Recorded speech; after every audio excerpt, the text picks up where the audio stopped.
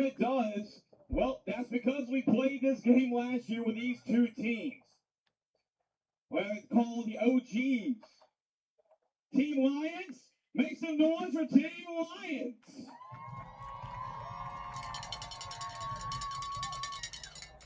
Or, we got the defending champs trying to repeat, Team Tigers. I like that. I like the energy as well. You see both teams are wrapping up their warm-up drills. So we're going to start the announcements, the pregame festivities with the Lions after they huddle up. We'll start lining up in the end zone.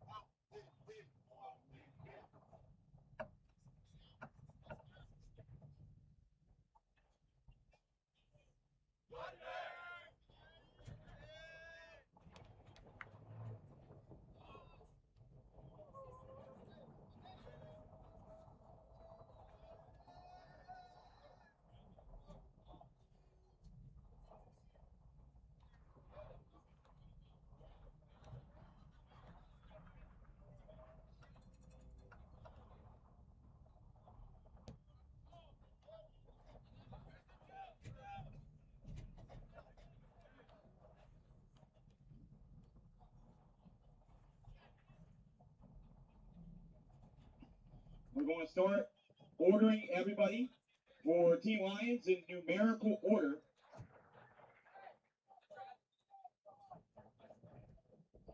Single file line, guys.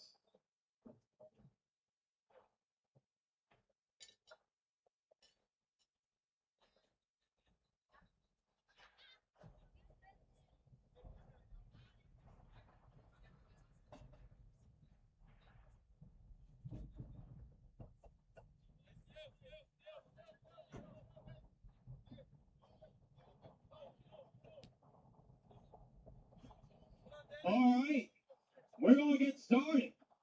Before we do, once again, make some noise for Team Lions.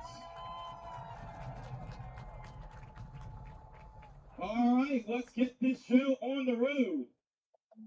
Number 0, Ty Waddell, kicker, punter from Covington High School in Covington, Tennessee. And of course, Andy had to steal Marcus's own son from him. Number 1, Caden Randall.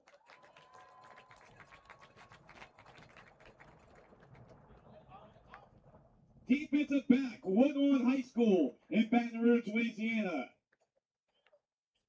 Number 2, Kendrick Kahi, defensive back from Lafayette High School in Lafayette, Louisiana.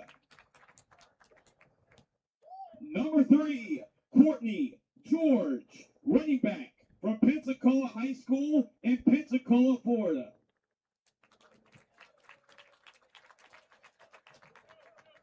Number 4, Desmond Hood, linebacker from Lufkin High School in Lufkin, Texas.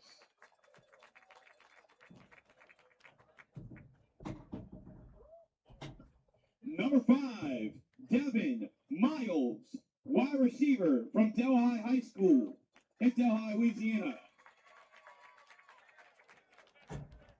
They are the state champs and probably the best team in all Louisiana from Endicott High School in New Orleans, Louisiana. Number 6, Ty Jackson.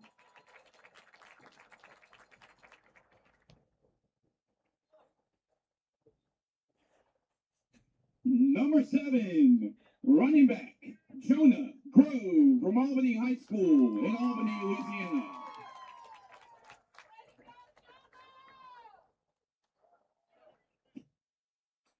Number 8, Torrance Cooks, wide receiver from River Oaks High School in Monroe, Louisiana.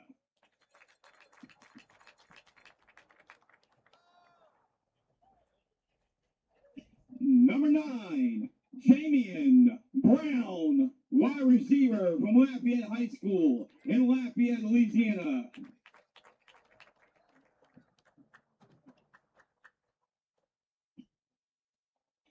Number 10, Gerald Watson, defensive back from Jennings High School in Jennings, Louisiana.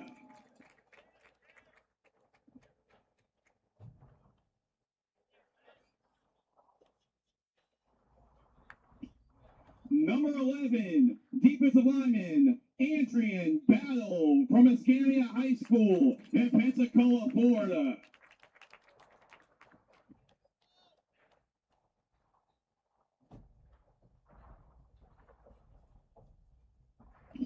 Your QB1 for today, number 12, Trey Knight from Pine High School in Franklinton, Louisiana.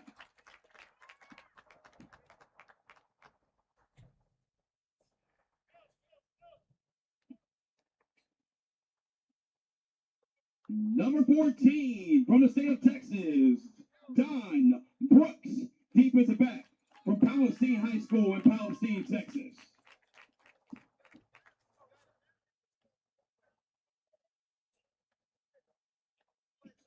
Number 15, wide receiver, Daniel McDaniel from Escambia High School in Pensacola, Florida.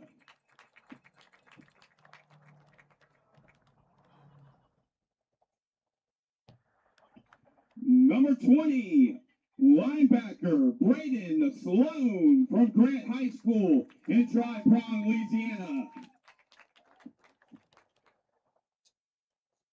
Number 24, his teammate, Miles Dutrell, defensive back from Grant High School in Dry Prong, Louisiana.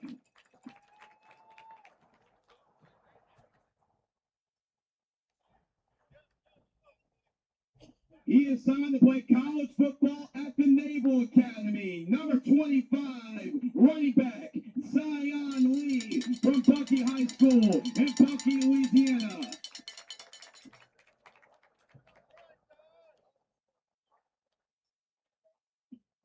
All the way from the state of Arizona, number 28, Bryson Vaughn, linebacker from Lee Williams High School in Kingman, Arizona.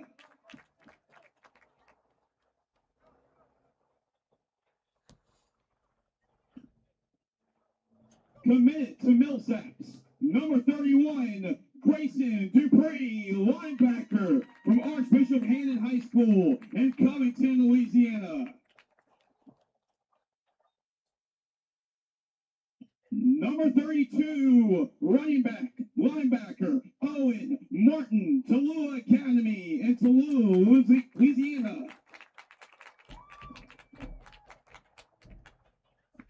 Next up, all-state selection, number 33, Lucas Mose, defensive back, linebacker from Bucky High School in Bucky, Louisiana.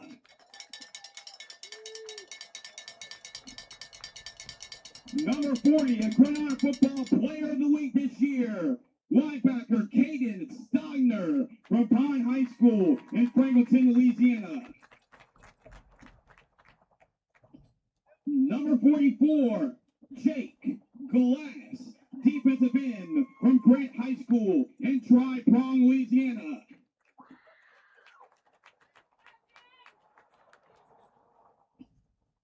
From the state of Mississippi, number 45, Gage Davis, tight end, H-back from DeSoto Central in South Haven, Mississippi. And of course, we know Andy's going to build a big offensive line. He certainly did with this couple of guys, starting with number 51, Zion Miller, offensive lineman from Escambia High School in Pensacola, Florida.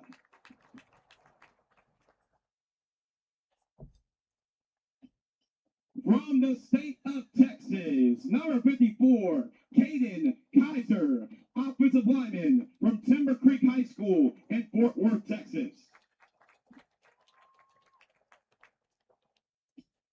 Number 55, offensive lineman Caden Woodward from Pine High School in Franklinton, Louisiana. Number 57, defensive end Zion Leonard from Jennings High School in Jennings, Louisiana.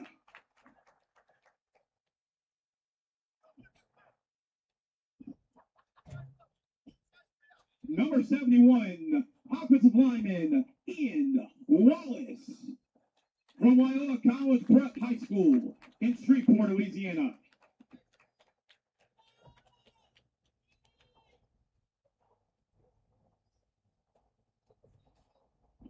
From the state of Mississippi, number 77, Jackson Taylor from South Haven High School in South Haven, Mississippi.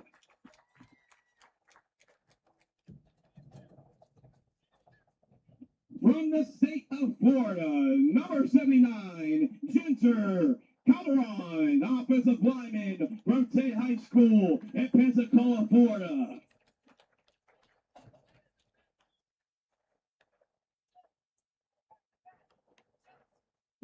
Number 90, defensive lineman Nate Broussard from Jennings High School in Jennings, Louisiana.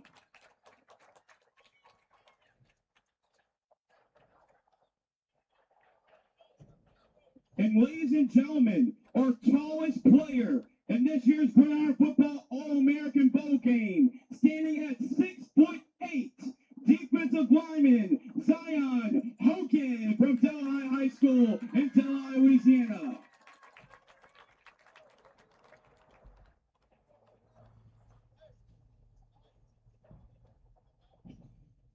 Of course, your general manager, none other than Gridiron Football CEO Andy Bryson, put on this great event, along with his coaching staff, head coach Gary Cowards, assistant coaches Jay Murphy and Brett Bonds. Ladies and gentlemen, one more time, let's give a round of applause for Team Lions.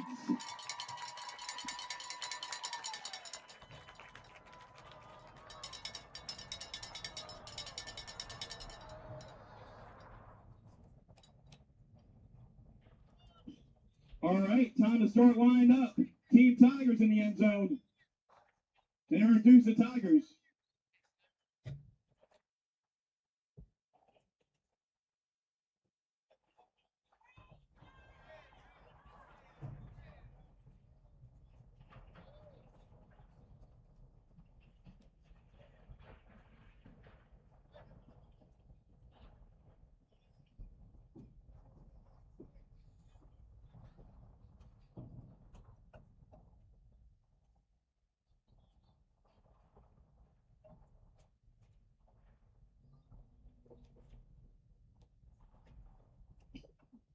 All right. These are the defending champs, right? Team Tigers. Make some noise for the Tigers.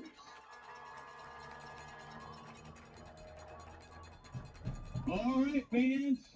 Let's get it rolling.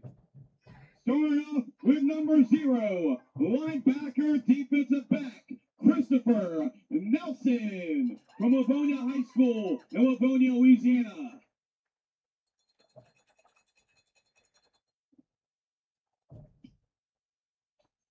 Number 1, Lakin Laudermilk, running back from Central Private High School in Baker, Louisiana. Number 2, Aprilio Sterling, wide receiver from Woodlawn High School in Baton Rouge, Louisiana.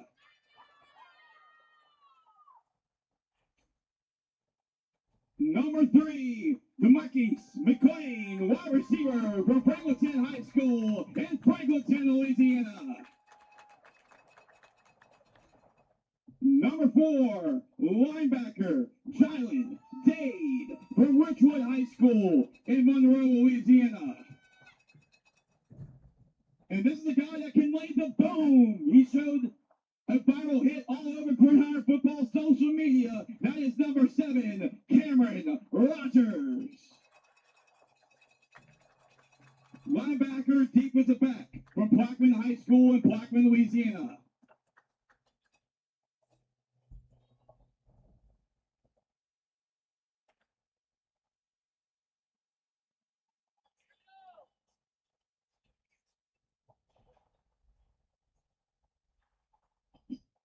Number 8, wide receiver, Johnny McCarty from St. Michael High School in Baton Rouge, Louisiana. Your QB number 1 today for the Tigers, number 9, Jacob Crane from Franklinton High School in Franklinton, Louisiana.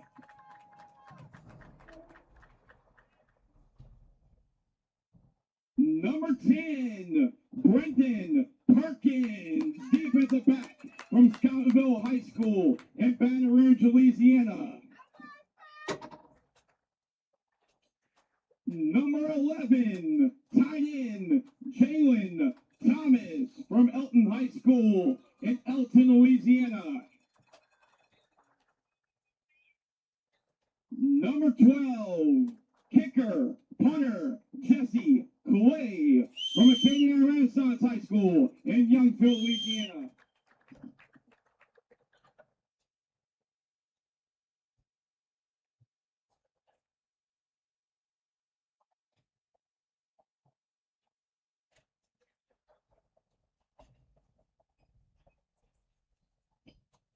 Number 13, a defensive back, Broderick Fowler Jr. from Chef High School in Baton Rouge, Louisiana.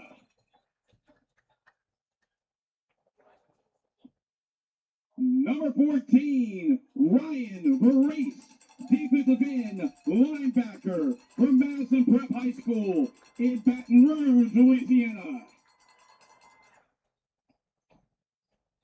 Number 15, Keith Joseph, linebacker from Liberty High School in Baton Rouge, Louisiana. Number 16, wide receiver, Brandon Thomas from Broadmoor High School in Baton Rouge, Louisiana.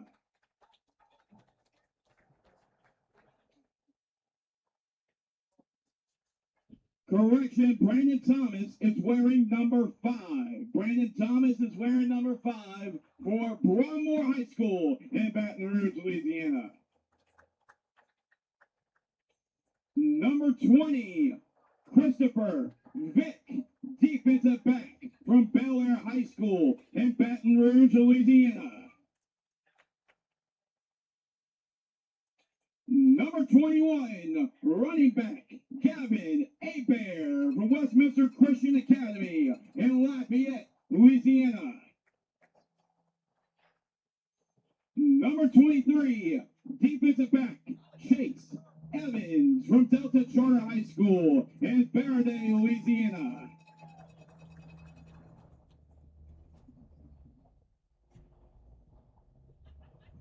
He's got a really good first name, I gotta admit that. Number 24, Chase Spikes, defensive lineman from Alexandria Senior High in Alexandria, Louisiana.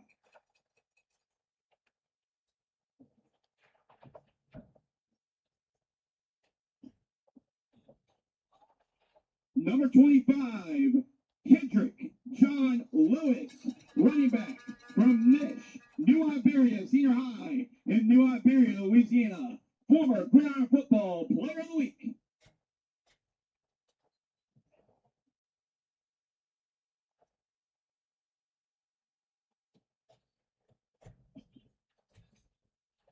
Number 30, linebacker Otis LeCoux from Bel Air High School in Baton Rouge, Louisiana.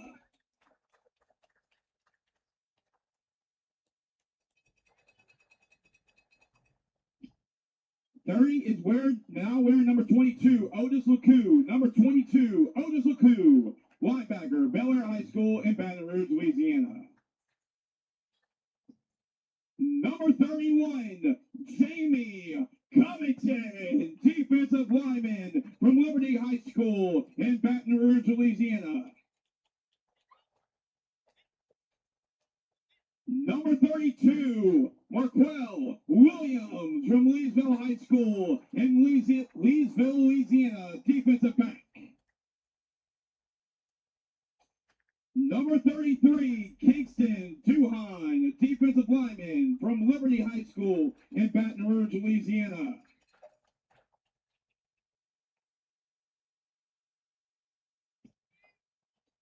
Number 50, defensive lineman Joshua Covington from Woodlawn High School in Baton Rouge, Louisiana.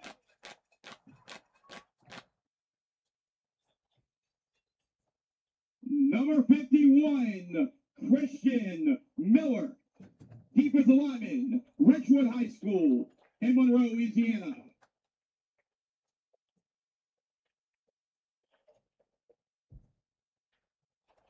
Number 55, Landon Bissell, offensive lineman from Slidell High School in Slidell, Louisiana.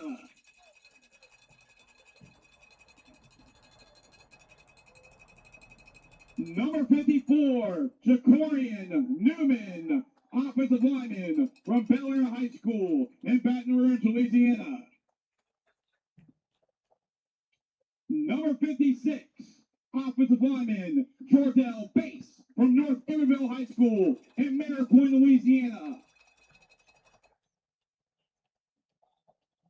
Number 59, offensive lineman Sterling Garrett from Slidell High School in Slidell, Louisiana. Number 78, offensive lineman Trey Green from Capitol High School in Baton Rouge, Louisiana. And finally, number 81, Sincere Moore, wide receiver from Acadiana Renaissance in Youngsville, Louisiana.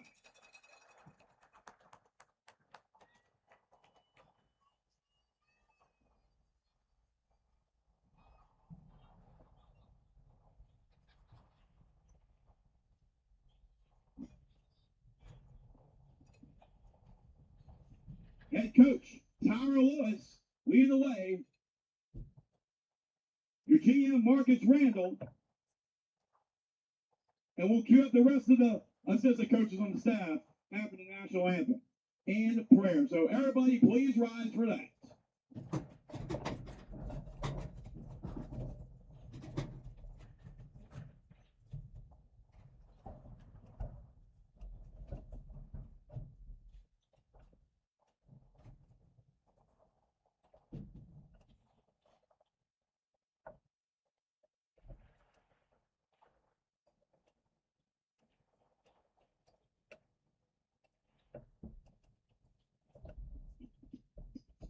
Dear Lord, we begin in the name of the Father, and the Son, and the Holy Spirit. Amen. Heavenly Father, we thank you for the gift of football. Please watch over all players, coaches, and officials, protecting us from injury and harm. Grant us focus, skill, and wisdom to make good decisions and keep the game safe and enjoyable. Amen. In the name of the Father, and the Son, and the Holy Spirit. Amen. Now, please pause briefly for the playing of the national anthem.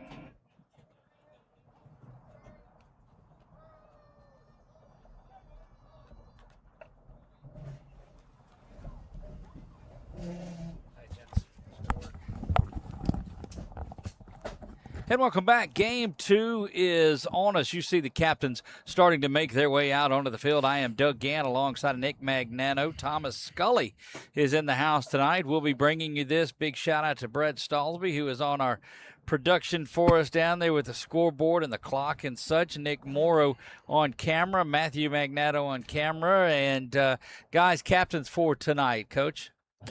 For the Lions, be number 1, Caden Randall. He's from Woodlawn. Number 44, Jake Glass is from Grant. And number 15, Daniel McDaniel from Escambia. And number 12, Trey Knight from Pine. There you go, Nick, the other side. Yeah, number 78 for the Tigers, Dre Green from Capital of Baton Rouge. Number 23, Case Evans from Delta Charter and Faraday. Number 31, Jamie Covington from Liberty. And let me find the number 9 is the last one on the right, Jacob Crane, quarterback from Franklinton, Louisiana. There you go. So let me tell you guys, when the coin toss went how it did at the draft, you could almost heard a pin drop when it came to find out that these two were playing the first round and wouldn't have a shot to battle for the championship. Nick, am I right? Yeah. Very interesting, to say the least. They had already planned on their matchup and how they were going to win their first round games, and not so fast, my friend. We brought out and switched the coin in there, and there you go. Basically, Coach, what it was is the first two teams to get heads. And I think Doug had a coin that had heads on both sides. So him and Terrence, flipped first. I believe it. Call it like I see it. So the first game in the books, of course, Team Knights wins that one 31-21. Jordan Mason, big day. Aiden Tate, who will join us at halftime, had a big game as well. And this is the Lions and the Tigers, Team Andy, Team Marcus. And how about that now? We've got our official mic'd up in this also. Yeah, great work by the officiating crew to go get some equipment from their vehicle, and now they had the setup here at the school, and they were able to plug in, and we're going to be able to hear it through our ambiance mic. There you get a good look at team on your screen there. Team Lions, Team Tigers in blue. And, of course, those of you that are just joining us, if you did not stick around or did not join us for game 1, they're using the NFL kickoff rule, and they used it last year when we saw them too. So, guys, the Mikeys, McLean, number 3, and Cameron Rogers back to return for the Tigers. There you have it. McLean at the top, Rogers to the near side, back deep to receive. And Ty Waddell, kicker from Covington, Tennessee, for the Lions. Yep, Waddell comes down here, one of 4 kickers in this game, and great to see. There you get a good look at him on your screen, kicking for Team Lions, ready to put foot into this. Again, we'll go over some of the rules for you in just a second. That kickoff is away, and it is going to the top of the screen where it is gathered in. 15, 20, now 25, 30 cuts, trying to get to the outside all the way across the field before being brought down. McLean with a good run to the near side. Yeah, it's a great job right there by number 10. Watson, and number 3, George, there on the stop. So give us an idea, Nick, what they do with this clock in here. Yeah, it's running clock for the first quarter, and then the second quarter they'll stop it at the 2-minute warning, and then they'll run it a normal clock the last 2 minutes of the second quarter and the last 2 minutes of the fourth quarter. There you have it. Snap is back there. First hand, a play action, and just swallowed up there. And that looked like a video game play action there. Not a lot of time for it at all. Yeah, Crane faked the handoff play action pass, and, man, as soon as he pulled the ball back, Broussard from Jennings was in his face for a huge loss right here. That definitely wasn't a stunt. That was just dominating the front there. Well, and we told you that Team Andy got a pretty big defensive line there, and look at them continue to cause havoc. Yeah, you take a look at that defensive line of the Lions, and boy, we'll get some names calling out. But man, you take a look at Broussard, who's 280, and then you've got Zion Hogan from Delhi, who's 265, but he's only 6'8". Look, one thing that is a little easier to coach up is that offensive and defensive line play. You just go fire across. You either block or you go try to tackle. Laudermilk was the carrier on that last. Back to pass here. Nearly intercepted, and a couple of penalty flags come out. Nearly intercepted by number 14, John Brooks. I think we got a parrot in the house. We got 3 flags on this one. This is interesting. And it may be one of the – because there are a couple of different rules. Nick, why don't you go through some of those for us? Yeah, you can't twist on the defensive line. That's one that's possibly in that area. And the other one is you can't trap. The offensive lineman can't trap. Let's go down on the field real quick for our penalty. Holding. Offense, number 78. A penalties decline. Result of the play, 4th down. There you go. I like this. I like this a lot. There you have it, 78. We're all grown up, aren't we? Yeah. Dre Green, Capital. He's only 385 pounds. They caught him for holding. First punt is forced, and Team Lions will send back. Number 9 is Jamion Brown. Yep, from Lafayette. Keep an eye on him. Number 3, Courtney George is back there with him too, Doug, from Pensacola. All right, George is one you said to watch out. He stood out to you this week. Yeah, Brown did as well. George to the near side, and Lafayette's Jamion Brown is there. And, of course, the punts are live. They'll kick it away, but there's no rushing. That one snapped away. Oh, It's getting a little testy there. Ball is, don't know if it was touching out. There's a lot that went on that punt. There was. It's number 33 recovering it, Lucas Mose from Bunkie. Late addition. Offense, defense, and special teams. Well, he's a late addition to the roster. He was here on day 1. Yes, I'm sorry. Yes, excuse me, to the roster. So we'll see the first look at Team Lions, and they have a short field of this.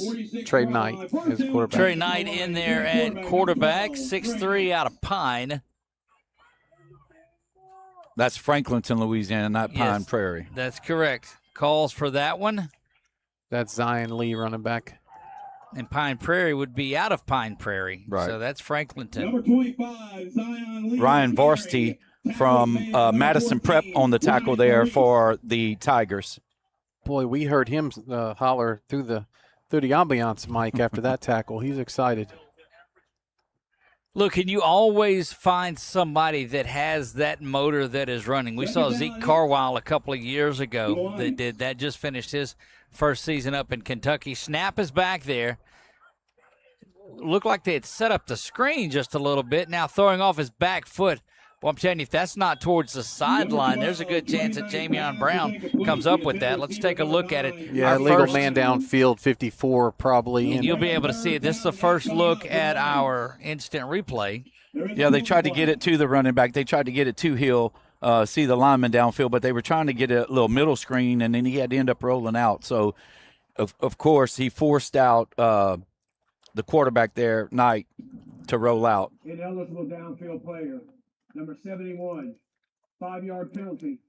Second out. I guess they could pick their number on there. There were 3 of them down there. Well, yes, but he's the biggest one of them out in the middle, and he was easy to spot down there, especially on our replay that we had there.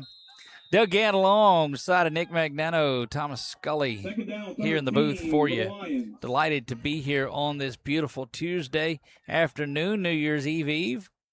Second down and 12. Calling for the ball is Knight there. He's straight drive back, and he's pressured. Trying to escape. Ball is on the ground. Fumbling around, but going to fall on it there. So here's the confusion with this rule. They're not supposed to hit the quarterback, but the quarterback doesn't go down or stop. So as a defensive guy, I'm going to go ahead and try to figure out a way to take him down, and that's exactly what they did. And while they were taking him down, he fumbled it, but Hill being back there, as I was able to recover it for the Lions. I was about to say orange team, Lions. But Zion Lee recovered it. You've got about 3rd and 29 to go here. Snap is back. There's a little bit of a hole there. That one's lifted high. Well, there's just a pretty good level that is being played here. Yeah, number 14, Ryan. Yep. How do you pronounce the last name from Madison Prep? Number 14 for the Tigers there. Varese with the pass breakup. Yeah, Varese with the pass breakup, and then Evans came in to clean it up from Delta Charter as well. 6'2", 180-pound DB. He was asking Coach during he's like, Coach, or he was asking his coach during the training, the practice that I watched, why can't I hit him, Coach? Why can't I hit him, Coach, when he's running at me? So he got his chance that time. Just can't hit him. So on to punt for the second time. Stark contrast to what we saw in game 1. Yeah, we went down and they answered and scored, and then they answered, but we did not get a pick on the first possession. That one is off the side of the foot. Still going to get a tremendous roll on it. And kicks it down. Give him that inside the 20. Just barely. Really good. That's Caden Randall from Woodlawn with the cover there. That name sounds familiar, doesn't it? Absolutely. Look, and that was Andy started telling me about that about 6 months ago. He said, look, when the draft is coming up, I've got the first pick. I'm going after Caden Randall. And I said, you mean Marcus's son? He's like, I mean Marcus's son. I was like, well, here we go. Already going to be after it. And so these two, there's such great friends these two are. That's one of those you'd like to say, well, there's no love lost in these. They're out battling, but man, these are good friends. Talking to Andy and Marcus. Here we go, second possession for Team Tigers. Back to pass off to the right side, complete and brought down right there by Desmond Hood. Yeah, Hood from Lufkin, Texas, outside linebacker, 6'1", 220 pounds, so great tackle right there, open field tackle. Laudermilk with the reception there from Crane. Crane in there at quarterback, Jacob Crane. Yep, Laudermilk out of Central Private, out of Baker, Louisiana. Laudermilk. That's an interesting name. We saw them back to pass now. That one is complete, trying to slip out of a tackle. Just enough to spin around and get the first. We saw Central Private a couple of times. Saw them in softball once last year in the playoffs and saw them in basketball probably a couple of weeks ago. So Central Private. Yep. Caden Stogner, linebacker out of Pine, 6'2", 200-pound young man. Yep, Stogner. First down and 10 from the 30-yard line. Snap is back, looking to the back out of the backfield, and it is complete there for a pickup to McLean. No, that's Laudermilk. Okay, that's Laudermilk, and he was tackled by number 33, Lucas Mose from Bunkie, Louisiana. Bunkie Panthers. Look, Lucas is all over the field. That's one thing that we talked about, and that's why Coach Jimmy Hillman was disappointed he didn't get him in the draft. Back to pass now, going a little bit further, and receiver slipped down that time. Yeah, it looks like number 3 from Team Tigers. That was McLean who slipped on that out route. You'll see him here. He goes down. It looks like their feet more got tangled up than a pure slip, but nothing to it. Yeah, one thing you notice about Crane, all of his passes are timing routes, so he let it go even though he fell. So it was he knew it was going to be an out route. He was throwing to a spot there. Look like that inside handoff is coming. Nowhere to run. Here comes the red jerseys, and they will get him back for a loss. Yeah, that's number 25 on the carry. Kendrick Jean Lewis from New Iberia tried to run the speed sweep, tried to get to the edge. Remember that young man a couple years ago? Great speed and really a great slot receiver for New Iberia. Well, this is a pitcher's duel, if you will, here. Both these defenses are wound up, and it begs to wonder how they'll do against the speed and craftiness of that team Knights. I don't know. That's one. What was the over and under? Oh boy. Boy, here we go. Well, I don't know, with the tempo going, it might wear those big guys down from either side of these two teams. You're exactly right. Well, you bring on a defensive coordinator who's also a softball coach who likes to know hitters. So he's probably enjoying this match right now. Sure. He only likes one half of the no hitters. That's it. He doesn't like if they're the receivers. That's right. Been on both sides of that too. Ready to kick this one away is the third punt of the game. Again, the bad snap that's on there, but you don't work on that much. Much better punt. That's Brown from Lafayette High. And there's also going to be a kick-catch interference that's going to be whistled there. So they'll get 10 out of it, I believe. Yeah, Sonny McCarty out of St. Michael in Baton Rouge, Louisiana, 6 foot, 200-pound receiver on the coverage there. Again, you saw the bad snap right there, but again, they don't have their long snappers. Some of this stuff they don't practice, so that's why they're not rushing them. That's why they're not doing any of that.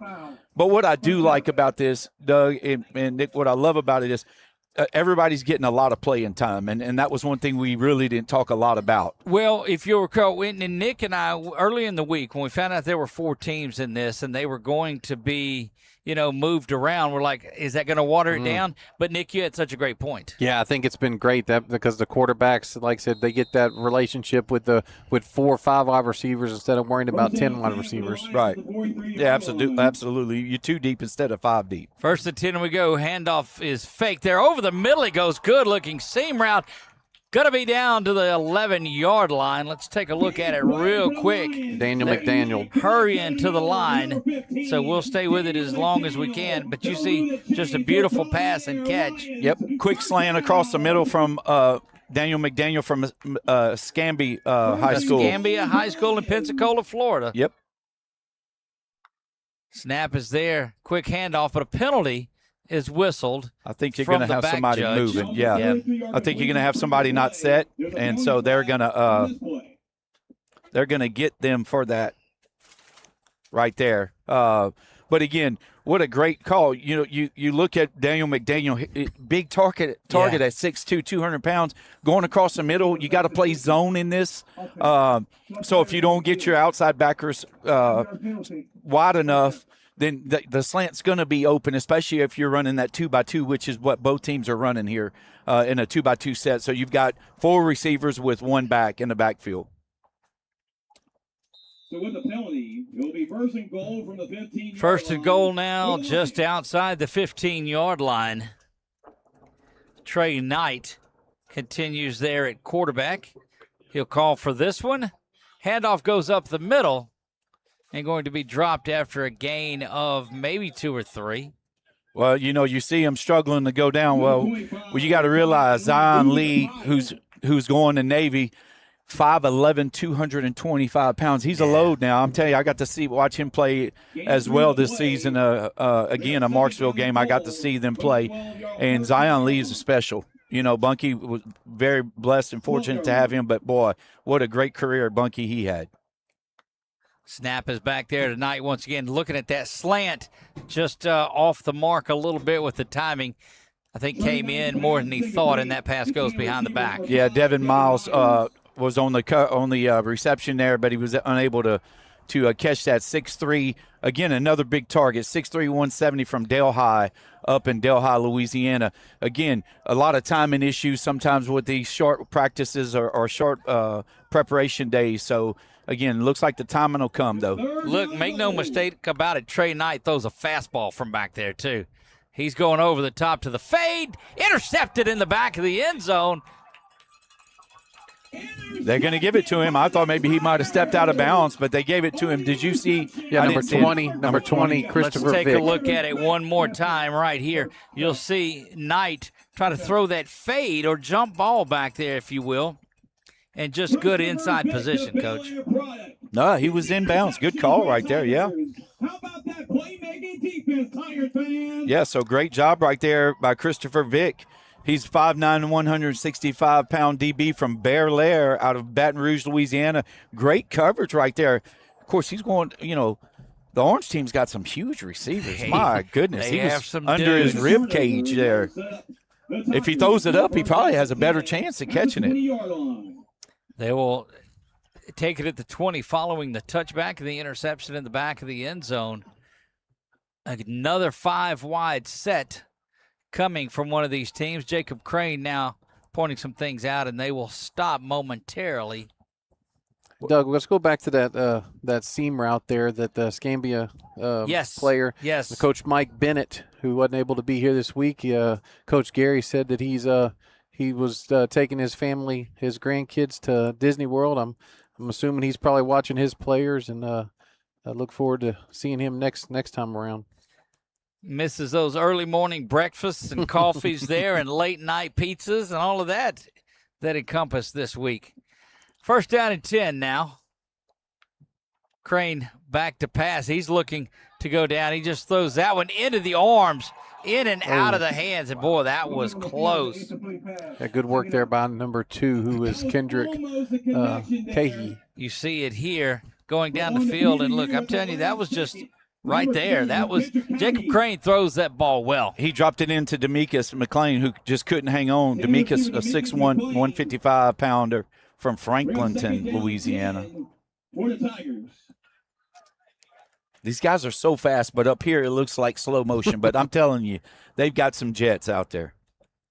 Second down and 10 to continue that 5-wide set. Crane rolling, designed run pass option, I guess, and creating a little bit of separation.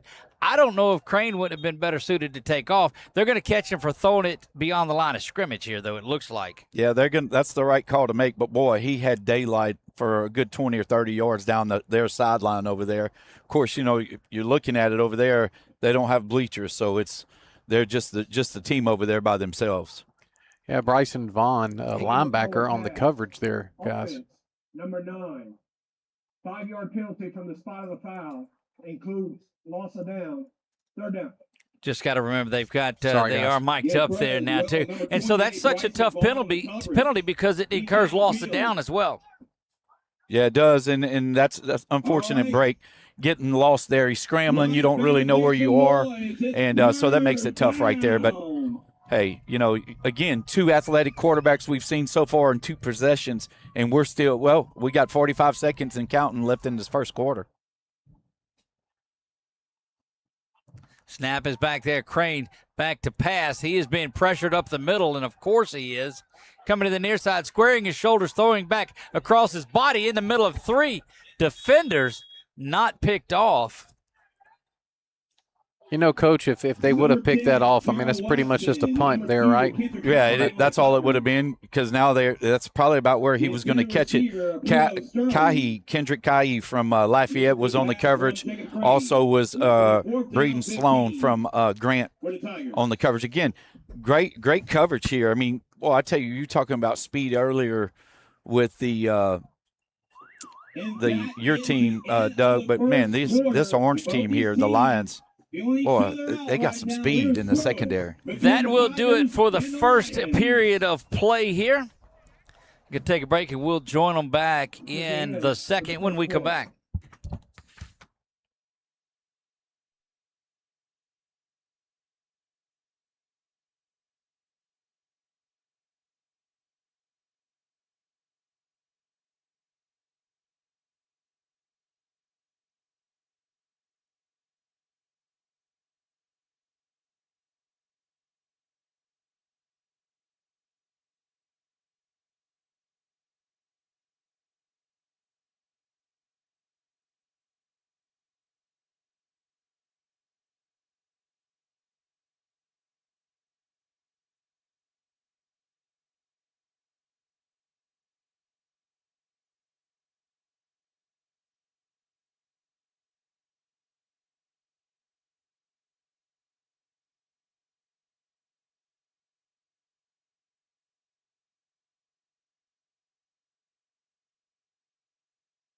The second quarter. Number 12, Jesse Clay. Clay back to punt. Boy, just no matter what, there's going to be some great field position for Team Lions. Yeah, George and Brown back to return this, guys. Kick us away. It's high and going to turn over. That's a good one. Going to push him back to the 45-yard line. Gathered in there. Trying to make a man miss and does. So the 50 now 45. So a good punt, but able to go out there and make things happen. Great job right there by Sterlington on the coverage from Woodlawn out of Baton Rouge. We're getting great field position, but what a punt. You know, that turned over right there. You hadn't seen that very much, but when you've had 3 chances to punt, eventually your leg's going to get warmed up. It's not what you expected now. We were talking about it during the break. You were talking about 7-6 games. This is kind of reminiscent of what you were talking about, even though they're empty backfield most of the time when they're lining up. Maybe it's just Team Andy versus Team Marcus, because that's what it's been for the past years, Doug. Maybe that's what it is. Well, and so when we had our coaches meeting this week with Team Knights, we tried to I like how he says coaches meeting. Mix things up a little bit. They let me sit in on it, and snap throw over here to the near side to Escambia. Receiver is complete. Yeah, that's Daniel McDaniel. That's just great. Daniel McDaniel. I love it. Reminds me of McDaniel or Orlando McDaniel, who used to be out of Lake Charles High School back in the day. Snap is back at second and third. Handoff up the middle. Big run there from Jonah Grobe. 6 foot, 200-pound from Albany, Louisiana. Here goes your up-tempo here, Doug. Look, it works, and they saw some of the film out there. They got the huddle and the sky coach and all those things that you have. They don't, but there you go. Don't forget, clock will run until the 2-minute mark of the final 2 periods. Snap is back there. Going to take this one up the middle himself, and then dumps that one off. Was looking for Grobe again, it looked like, but unable to get that one connected and really nowhere to go. No. So, Coach, Lake Charles High School, was that Lake Charles Boston, or was that before Lake Charles Boston? That was before Lake Charles High School. So okay. You had Lake Charles High School, you had Washington High School, you had Marion, and you had LaGrange. Okay. Those were your schools. I got you. And then they started merging. Washington and Marion merged. Okay. And then you actually had W.O. Boston. And so then Lake Charles and W.O. Boston merged. Running the option now to the near side. Ooh, face mask. That is Groban. Yeah, he's pulled down right in front of it, and here come the flags, and that'll end up being half the distance to the goal line. Let's take a look at it one more time here on our instant replay. Yeah, great little straight option right there, and then Grove gets around the edge, and then unfortunately he gets pulled down by the face mask by Cameron Rogers, 5'9", we'll go down to the field. Plaquemine. Face mask. Defense, number 32. Half the distance to the goal. Automatic. First down. So a big run there, Coach, and in a game like this, you got to get some points on. Yeah, they look like they're doing a good job of getting a good drive. They're running the ball. They're changing up, putting in a straight option though in a short week. That's pretty good. Right. And the left hand, not the right hand, because he's a right-handed throwing quarterback. So he flipped that with his left hand. That's impressive.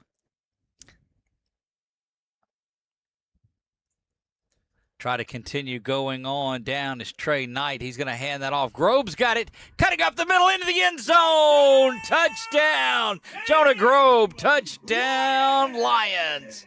Yeah, great job right there by Grove running that inside zone. And they're going to follow right behind that big offensive line that he's got right there and tried to come in right there at the end, 0 for Ty Wadley. Coming back. Illegal formation was the call, so take the points off the board. Did you see that? I didn't even see the flag. I never saw the flag at all.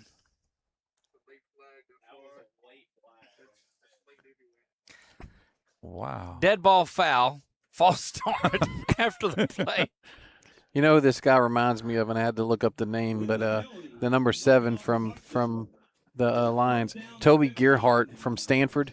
Oh, yes. Remember the running back from Yes. Stanford? Yes. Well, he made that cut just Sure now, did. reminded me of him. Knight and Grove. Knight back to pass, going for the fade over the top. A little bit of pushing and shoving, and that may be an OPI that's called there.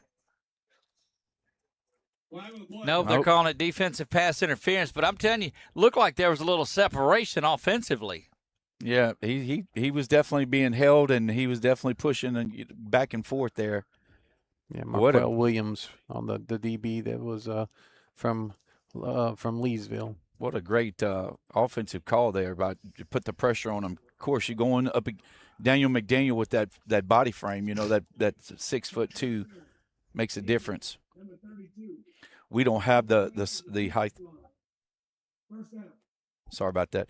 We don't have the height of Williams, the DB from Leesville, or his sizes, but he definitely.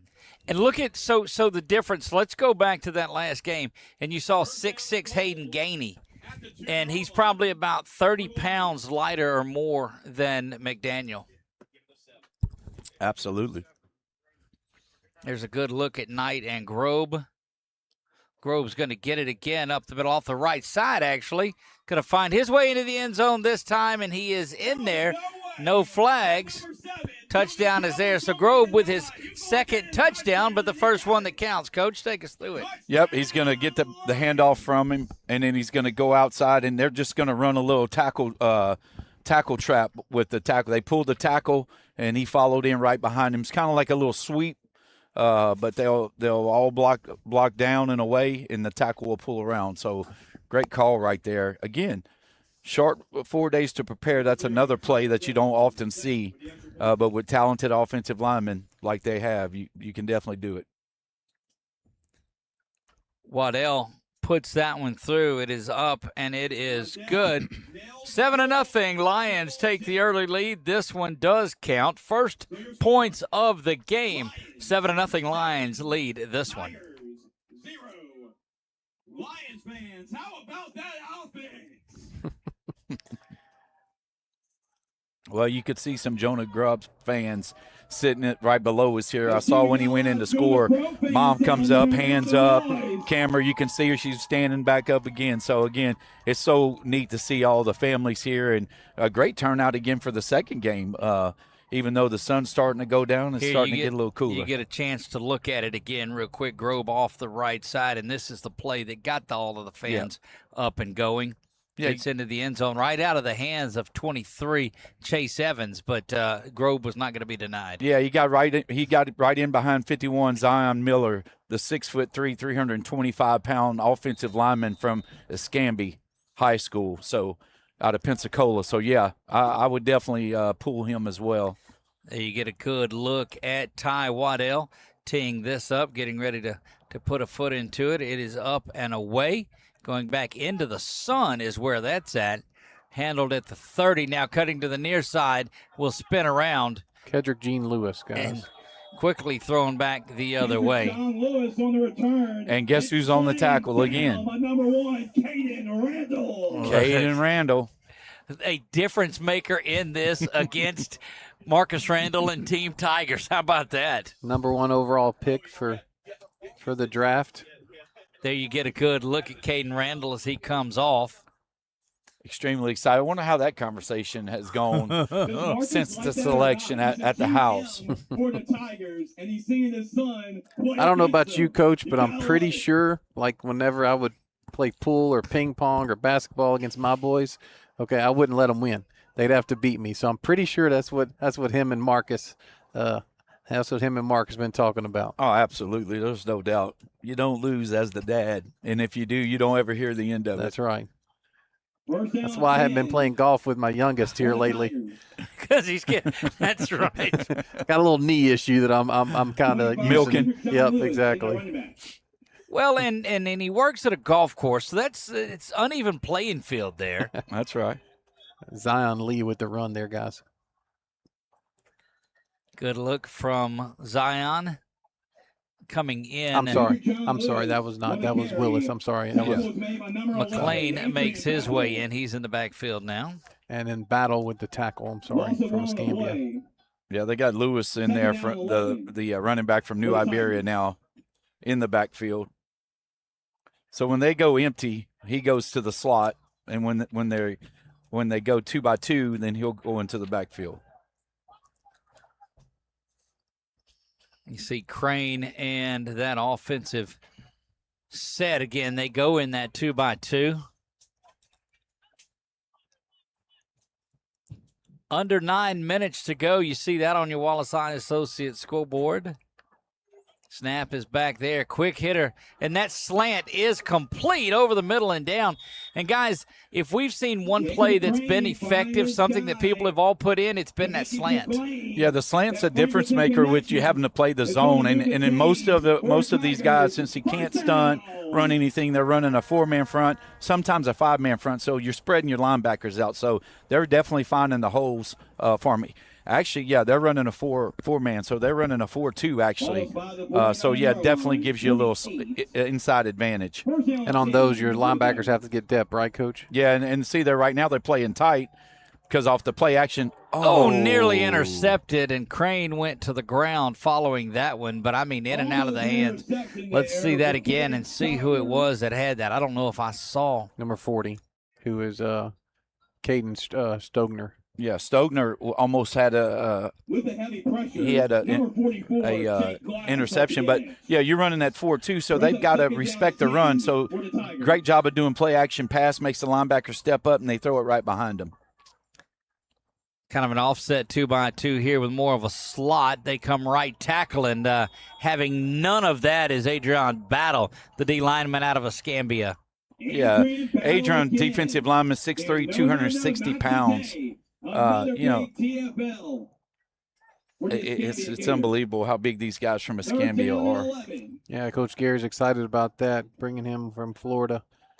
Nick, I don't know. This seems to be the biggest, most athletic group to come over from Escambia in a few years that we've seen. Yeah, it seems like we've seen more skilled positions from them in the past. Exactly. But you are correct. 3rd down and 11. Make some noise. 3rd and 11 now. We'll see what Crane and company are able to do with this. He goes back to that slant. It's complete. Just finding that soft spot in the zone, and that's 1st down. Well, he needed 11, and he got 12 again, Coach. Yeah, great job right there by McLean just to get underneath, ran a little curl route, and got underneath the DB there. What about the timing, Coach? I mean, the timing between those two, and they've done this for 3 days. Yeah, well, it's going to be pretty simple when you're not getting any pressure. Gotcha. So when the quarterback's not, he can take his normal drops. He knows he's going to have time, and if you notice the guard, the center, and the 2 guards are foot to foot. Okay. The 2 tackles have a little spacing, but they're all real tight. So he knows in the middle he's going to be okay. Gotcha. Look, they are finding and we thought it would be as much tough to run that ball up the middle. Yeah, and it is because of how tight they're playing. But when you're running that 4-man front, I mean, they're going to be able to double team a little bit. And I tell you, what's crazy is Tigers. They've got a huge offensive line, man. Well, look, those 2 drafted to grind the ball away. I take a look in there at on that right side, number 78, Dre Green. He's a big one, 5'11", 385 out of Capital. And he's the center, and then you got the 2 guys from Slidell on each side, which is 275 and 300. Yeah. So you've got almost 1,000 pounds between 3 guys right there, and man. Between the tackles, yeah. Indeed. 2nd down 9. Back to pass as Crane. He's getting pressure from the outside. Jumps up out of that, but he's not going to get away from the next man through. Yeah, number 90 there with the shoestring tackle for the Lions. That's Nate Broussard. Broussard out of Jennings, yep. And then, of course, and Battle from Escambia again there. But, when you take a look, if you can just sit in a pocket right there, he's going to be fine. But, boy, when he's got to step up and bounce it, then you've got those big defensive ends. I mean, you got 6'8" and 6'3" on the outside coming in. Look, this is right where the Tigers want it, 3rd down and long. They were able to get it the last time around. Have to make the 27 to get the 1st down. Back to pass is Crane. He's going for all of it on the right side. Kind of wobbles on him a little bit, bounces around and comes in and knocks that away. Good job to close was Kendrick Cahey. Yeah, great job right there by him and Don Brooks, who is a 6'2", 160-pound DB from Palestine, Texas. You don't see many 6'6" DBs. Not anymore, you don't. No. They've morphed more over to safety, I guess, if you will. But short field to punt. Number 3, Courtney George, and number 9. You know, yesterday in the junior high game, they would give them 30 yards on the punt. And Nick said averaging 30 yards for middle schooler punting the ball, he said he'll take that every day. Absolutely. We'll try to pin them back inside the 20. That is high and not going to be returnable. Fair catch called for, dropped, but going to hang on to it are the Lions. They'll start at the 16-yard line with 3:43 in this running clock. So we're a minute and a half or so away from that 2-minute warning. And we're already through the second quarter. Yeah. In a 7-0 game. No kickoffs has made the difference. We talked about that between games. That first game went a long way because there was a lot of scoring, a lot of kickoffs. Too many points on the board. 2, huh? I don't like it. Oh, my. Got a DC on that end, Coach. No kidding. Look, remind me. I'll tell you about that. That stopped there. It was an interesting interview with Ash basketball coach Lance Brasher last night. Snap is back. Over to the near side and over the head. So, in that game, Brasher and them, they win. They beat Denham Springs. Both teams were 11-1, 81-71 in that game. And Marshall Leffler goes up and interviews Brasher after the game, and he says, "Coach, you like to work defense. Are you excited about the way your defensive plays?" And he played tonight, and he just laughed. He's like, "Absolutely not. We gave up 71 points. I want to give up 51 points." Yep. Snap is back there. Looked at that throw and find the slant again, and that was that young man out of Edna Carr there, Ty Jackson. Yeah, Ty Jackson there. Yeah, Ty Jackson. Think about this: 6'5", 190-pound receiver. Of course, he's got the South Platte helmet on, so you wouldn't know that he's from Edna Carr unless we found out. You played him, right? Unless you played him. That's right. But 6'5". Looking at him again. Now this time they go wide open in the outside. 35 now, 40. Spun around and dropped down at the 50 is Courtney George. Great job right there by Brendan Perkins out of Scotlandville. 5'10", 155-pound DB with a great tackle there. That'll get us. Great pickup by the offensive line because number 7 from the Tigers blitzed from the linebacker position. While we've got the 2-minute timeout, let's take a look at that one again. And he just thought he was going on the slant, side, but he drifts out. Yeah, so all they did was run a little cross route. So I just drew a blank on his name. Number 6. That's Todd Jackson out of Edna Carr. So Jackson runs the over slant, and then he came underneath Courtney him. So, George there. Yeah, George. So they just ran the X route right there on him. And since they're playing zone, for some reason he jumped Ty, and then there was nobody to cover. The free safety was on the hash mark. So. Yeah, great call play, though, right there. So, Coach, I was watching them practice. That was one of the fields that I was on. And that was one of the things that George, first thing he asked Coach Brett, during that he says, which one goes over the top? Which one goes first? Which one goes, second? So, just like I said, just the knowledge that these young men have. Before the play was even, they called the routes, but before they even snapped the ball, he was asking that. Yeah, and you could see the two of them communicating right there before the play to make sure that they did it correctly. They sure did. Back to work we go here. 2-minute timeout in the second.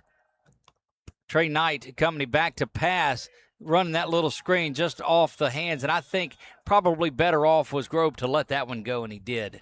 Yeah, and out in front, you can't make this up. Out in front was number 77, Jackson Tyler, 6'6", 280-pounder from South Haven. And he looks like he was running under a 540 out there blocking the DB that's 180. Look, just as pleasant as a young man as you'll find, too. We were able to talk to him some on the first couple of days.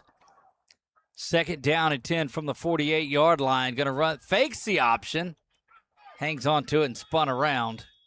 What did they key there, Coach? Because to me, from here, it looked like if he would have pitched, it would have been better. What does he key? He's keying the guy on the end line. So it's either the defensive end or the 3 tech. It's whoever you leave open. So it really depends on how you're blocking it. But whoever the open guy is on the end. I think they had that one covered both sides of it pretty well, though, and the safest play was to keep that. Yeah, because in the way they're set up, if it's a 5-man front, you key in the 9 tech. 3rd and 9, back to pass. Now Knight having to give chase. Turns out and throws a duck over the middle, but it is caught. Wow. Courtney George in the right spot at the right time. Great job by George right there out of Pensacola, Florida. Smallest guy on the field at 5'10". Look, and he gets lifted up in the air by one of the biggest ones in the air, Zion Miller. He definitely he was doing that in practice as well. He was just finding open space and just making plays, and that's what you have to do in a game like this. And I look for Brown from Lafayette to have one here pretty soon. Yeah, you like you said, you talked about George before the game, how explosive he is. Don't forget, we're going to get to visit with Aiden Tate here coming up at halftime. He was the star of game 1. That's complete to Jackson. Jackson makes a couple of men miss before he is dropped down at the 7-yard line.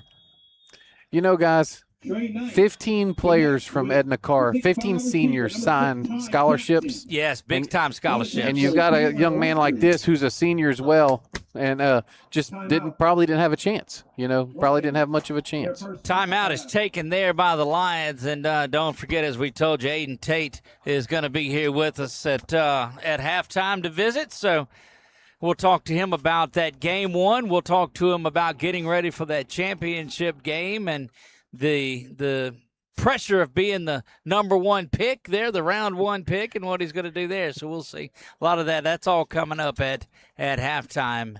And, Coach, I know you know Aiden well from the time that you were there at Pineville. Absolutely. Great young man. Look forward to talking with him. I hadn't talked to him since I've left, so it'll be great to visit with him. Back we go. 42 seconds remain here. Motion comes to the near side, going over to the big man, and that's just wide open. Wow, pitch and catch there for the touchdown. Let's take a look at it again. How do you get that wide open? You don't lose him. He's at the bottom of your screen. Yeah, I think he just let him get underneath. I'm not sure what really he was thinking of. Looked like he was looking in the backfield. Yeah. He's a safety, guys. 23 is traditionally a safety for Delta Charter. And what do safeties do? They read quarterbacks. So I think he just lost his man there. And by then, you're into the end zone. And go back to that point you made, Nick, about 15 players that signed back at the early signing period. Yeah, I mean, and look, we're talking about 15, and it wasn't just 15 players that just signed college scholarships. Those dudes. It's 15 D1. Some power, a lot of Power 4, a lot of the second level as well. So an opportunity like this for a young man like Trey Jackson, and to get that opportunity because he is a senior and obviously didn't have that opportunity and at Edna Carr, but probably played well in JV and just good to see him. Good to see him out here, and really glad not to see the helmet. That's a personal thing because they beat us 2 out of the last 3 years in the playoffs. So yeah, but no, good for that young man, and then the flip side there, that Delta Charter DB Case Evans. I mean, he's a safety. He's a free safety, and that's the unfortunate thing about All-Star games is sometimes your safeties have to roll over to play corner. They probably put him on him because he's a tall DB, and just kind of got caught looking in the backfield. There you get a look at Ty Waddell set to kick off for the second time today. Yeah, it'll be the second time he's kicked off here. Puts a foot into that one. Will land it into the zone, and that is going to be Rogers that has it at the 15-20. Now 25, and he is hitting it hard and slammed down. My goodness. Let me guess. Mr. Randall, you can't make it up. Look, this is kick it to the right side. He's the return guy saying, "Can you kick it to their side, please?" Look, let's take a look again at Caden Randall that comes off of it, and he's on this left side, but he'll come up and lead the charge right at the end on your screen. Lifts him up and brings him back down, and talk about RKO wrestling move right there. Goodness gracious. Can't make that up. I'm telling you. Tell you one between him and who was it? Number 11 from Jordan Oglesby from here. No, Francisco. Francisco didn't want. Yeah, Francisco couldn't block anybody. But boy, he would lay the lumber on the defensive side. 30 seconds remain in the first half. 14-0. Lions lead the way here. Crane thinking about things just a little bit. We'll bring a man in motion. Look for the inside handoff. And they didn't block the edge guy, and so that makes it tough. Again, when you're running that speed zone or speed sweep like that, and you don't block anybody on the edge, it forces you to have to bounce it. And of course, you bounce it, and guess who's coming downhill? Randall. So you might want to go down. That should do it for the first half of play. The clock's going to run out, and that will finish that off. 14-0 halftime lead is here. And the Lions take it. And look at Caden Randall coming off at the front of everybody. And there you see the rest of the guys. Yeah, Randall's still fired up about the plays he made there in the first half. Look, and all smiles, too.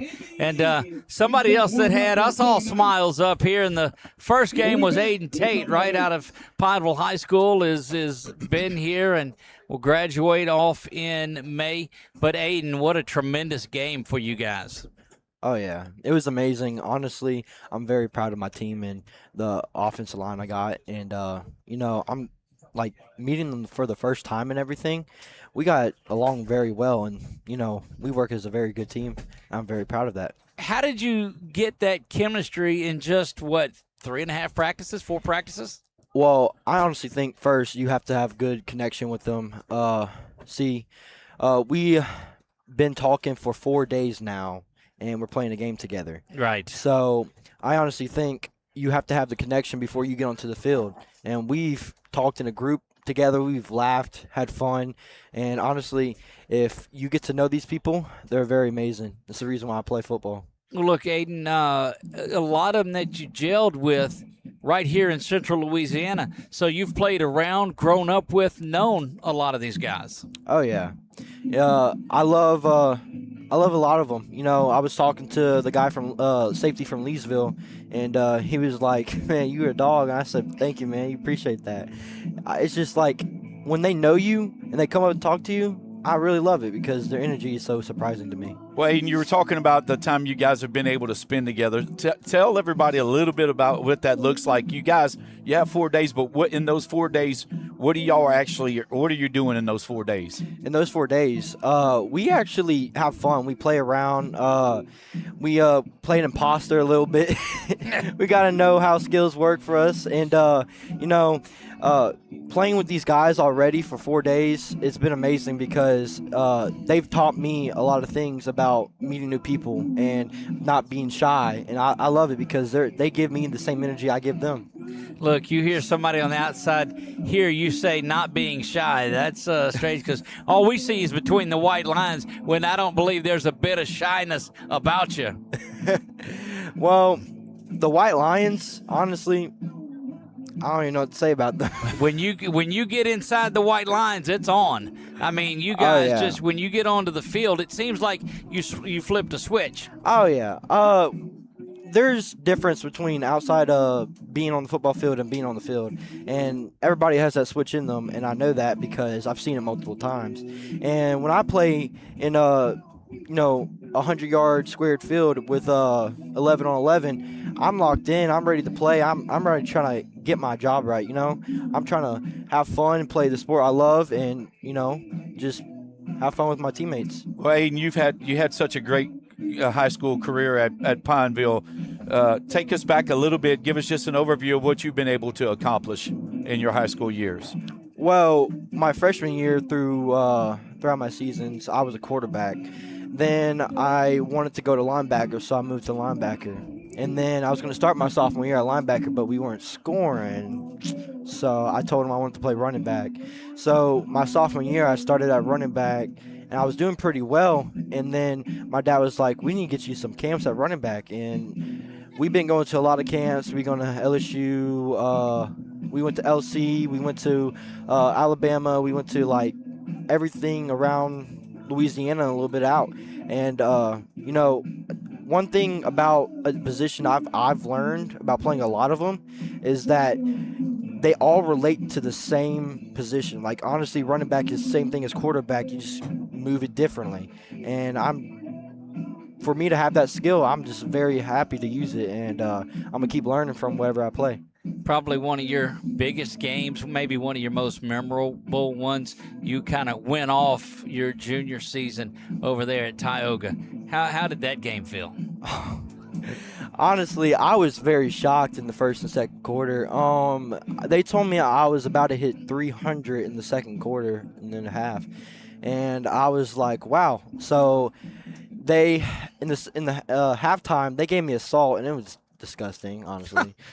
And it was amazing because after the game, I got so many.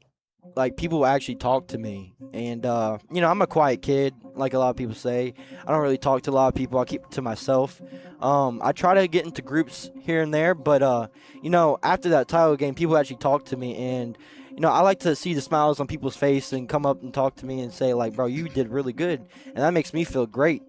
And if I have a bad game, I just smile and just keep it straight to myself and fix it for the next game. Well, when you think back and you look at everything you've been able to accomplish, and now you have an opportunity to do this on a field with nothing but all-stars and nothing but guys throughout, not just the central Louisiana and in Louisiana in itself, but some guys from Florida and, different guys. How does that make you feel when you're able to have the production and be the person that you've been throughout your high school, be able to have those accomplishments? How does that make you feel? It makes me feel great. Honestly, seeing kids from having different skill levels and everything, I try to compete to the best I can with those kids that are very good and, some that, struggle a little bit. But honestly, it takes work. I've seen a kid not be able to juke, and then next thing you know, 2 months later, he's juking more than I am. And, seeing those kids, I want to do better because I see them, and if they're doing better than me, I want to push myself and do better than them. So honestly, it's about competition. I love it. Well, you got competition coming up here in just a little bit. The winner of this game will come on to face you guys for the championship. What have you been doing in this time off as a team? Have you guys been together? You've been talking something? What's been going on? Well, after the game, I went to go see my parents first, and then they wanted to bring me out to eat. So I went out to eat, and then one person showed up at the place, and we were talking a little bit, having fun.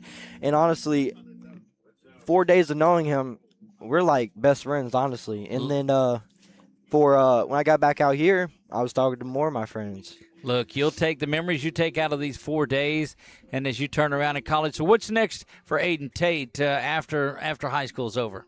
Well, I'm gonna keep trying to get to college, play football. That's all. Oh, you're going to end up somewhere. That's there's no doubt about it. The toughness that you put on there coming at. Look, we were so excited to see the direct snaps come. It was like, oh, look, here's another touchdown. 3 touchdowns on the day. Are you hearing from anybody?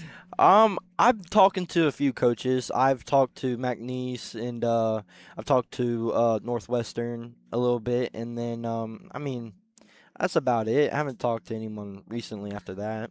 Not terrible ones to talk to, Coach, by any means. Not at all. Well, look, Aiden, I know you're looking forward to this next game you guys are going to get to play, but again, congratulations on a great high school career, and good luck this afternoon in this little championship game. Thank you so much. Thank you for having me. Before you get out of here, we need one more win out of you, man. Team Knights, we've got to hoist this trophy. You're right. You're right. And I'm putting it on my first-round pick, man, and you. So let's go get them. Yes, sir. I got you. Aiden Tate, there you hear it. Pineville High School star, Team Knights star, leading the way, and looking forward to seeing what he's able to come out and do. Absolutely. Always great to talk with Aiden, and just a humble young man.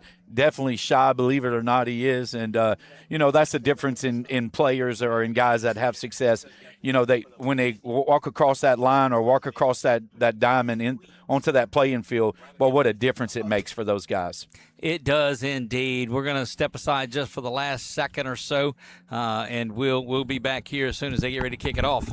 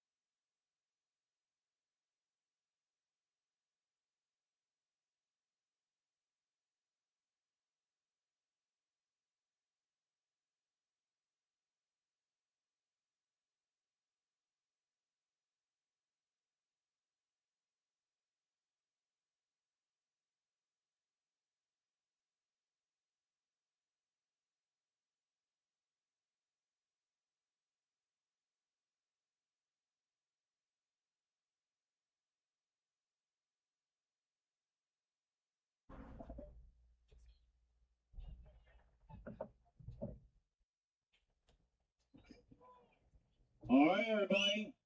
Time to return back to your seats because we got to start the second half of play between the Tigers and the Lions. Currently, the Lions have a 14-0 lead over the Tigers. Let's see if the Tigers... And we are back here, second half action. Just a tremendous, tremendous young man. It was great to talk with Aiden Tate on that one. Just as humble and reserved and shy of a guy as you'll find, but when he gets there between the white lines, it's on. And I was just talking about that when we were going into the break. It's just amazing what those guys are able to do. Yeah. Be able to flip that switch. And look, he has such a different approach at it. There's going to be offsides. It's going to be whistled. Randall with the return, guys. Takes a shot up there above the shoulders on that one, and we'll see if offsides is the call against the offense. Ooh, got a little shimmy there by by number 32, Williams from Leesville. From Leesville on that hit from to Randall. I think we're going to see a little spicy retaliation here pretty soon. Let's go downfield. I don't know if they've got to kick it over again. That would probably be the best thing that happened to the Tigers there, but here we go. Kicking team, number 32, at 5-yard penalty, react to the end of the run, first down. Well, the shimmy got him 5 yards there, added on to the end of it. Yeah, that's one of those rule changes on that kickoff gives you a little bit better field advantage, especially if you get a pretty good return, and Randall did on that. But we'll see what the Lions have in store for this second half, and see what adjustments the Tigers have made. And Martin in at running back for the Lions, guys. Will they try to pour it on, or will they try to grind it out, hand off up the middle? And that you said was Morris, right? Martin, yes. Owen Martin out of Tallulah Academy is where he's at, Tallulah, Louisiana. Jay Spikes with the tackle there, guys. Yeah, you look at Martin, probably one of the smaller guys out there in stature, 5'6", 165. But there's a reason he's out there. He had a phenomenal senior year, and just a hard running back. Those smaller guys normally do run harder. Speaking of not guys that are not that big in stature, Jay Spikes is out there, but he plays some ball. Off to the near side, it is complete, and that combination has been solid. That's out to Courtney George, complete. Great job right there by George to catch the little flare pass out in the flats. And, the speed, again, we talk about the speed. Great block right there on the edge by Daniel McDaniel, just so George could spring it for a few yards and got to pick up a huge first down there. I love the words that Tate said. When I get in that 100-yard box, it's on. Indeed it is. First down and 10 here. Knight calls for the ball. Back to pass he goes. going for it all. Kind of left that one short. Back into the sun. That's a tough place to catch one, and they're going to call defensive pass interference. Yeah, Coach, if he turns his head there, then if there's contact, it doesn't matter because he's looking back at the ball, right? Yeah, it is. And, that's one of those that's a tough call, man. You look at you look at Miles, and he was – from the previous spot, automatic first down.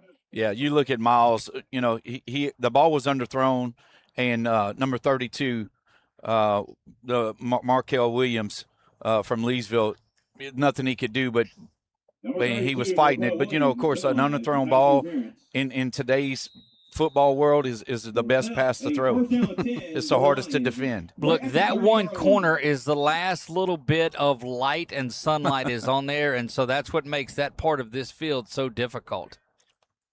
Knight has it up the middle. It goes on the run, trying to get to the outside, but stopped quickly. And look, there's Jay Spikes to get him and make that one. Yeah, great job right there by Spikes.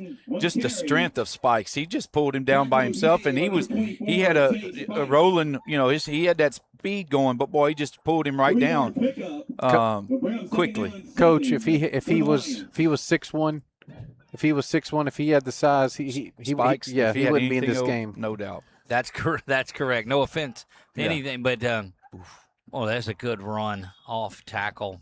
And that's a compliment, everybody out there is a compliment. I mean, if that young man was 6 foot tall, if he was 2 or 3 inches taller, he'd already be, signed at the next level because he has that kind of motor and that kind of intelligence on that defensive line. And his strength, that's what's tough in the game.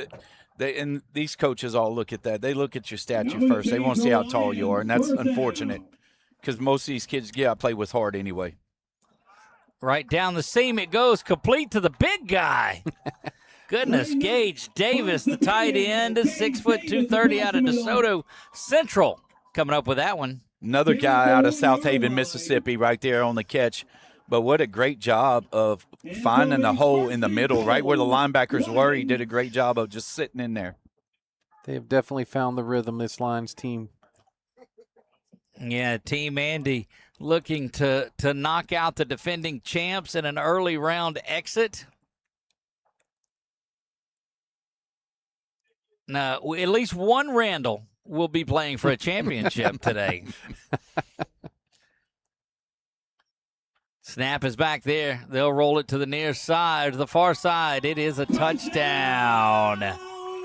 That might have been a forward pass, Coach. It was close. It was close. You think the quarterback wanted that? Let him get in front of me so he can get a touchdown pass. Let's take a look at this passing touchdown here. Yes, it absolutely was. Yeah, it was.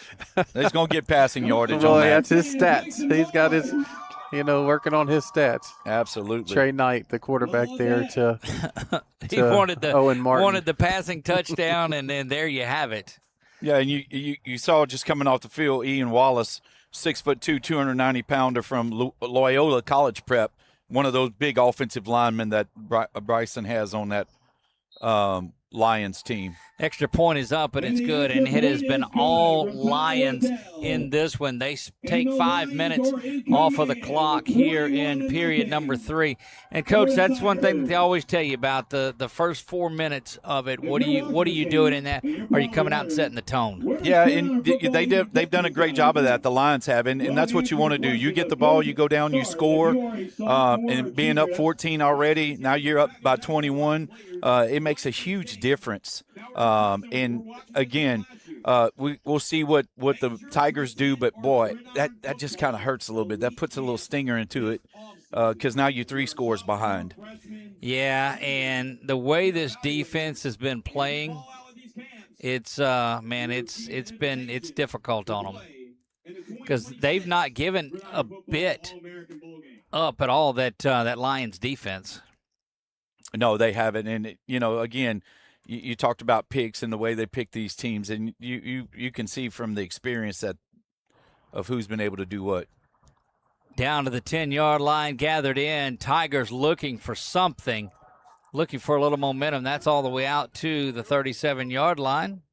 And unfortunately for the Tigers, they ran into Mr. Caden Randall again as he's made his 4th tackle on the kickoff. Caden on his way to Southeastern. Nick, is that right? Yes. Southeastern. Well, Southeastern, Where the his- Lions are going to get a special one. where his uncle is in the Hall of Fame there, Eric Randall. He was a great speaker. 2 years ago. Yeah, well, or last year. Yeah, hope Coach Eric is listening, watching this game, but definitely appreciate what he said down there last year in Gonzales at the 7-on-7 was a very, very inspirational speech that he gave. Yeah, next year, Coach, we're going to have to get you out to the 7-on-7 and get you out earlier in this. Just tried to ease you into it this year. Yeah, no, this has been great. You know, the thing about it is when you're out of school, those weeks that we are, it's I'm all softball mode right now, but yeah, I love this. Good Ooh. pressure off the backside. Ball is on the ground, and the Lions take it from the Tigers. Oh, my. Yeah, Zion Hogan. Now they're saying he was down. Let's take a look back at it.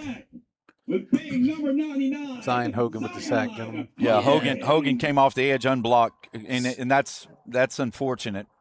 6'8", 265 coming at you.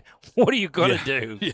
Well, good thing for Crane, he took it easy on him because if not, Crane they picking him up probably off the turf right now. But take a look at it again. He'll come off this left side of your screen. Yeah, I thought he had handed it off at first, so they're thinking probably jet sweep, and it doesn't happen.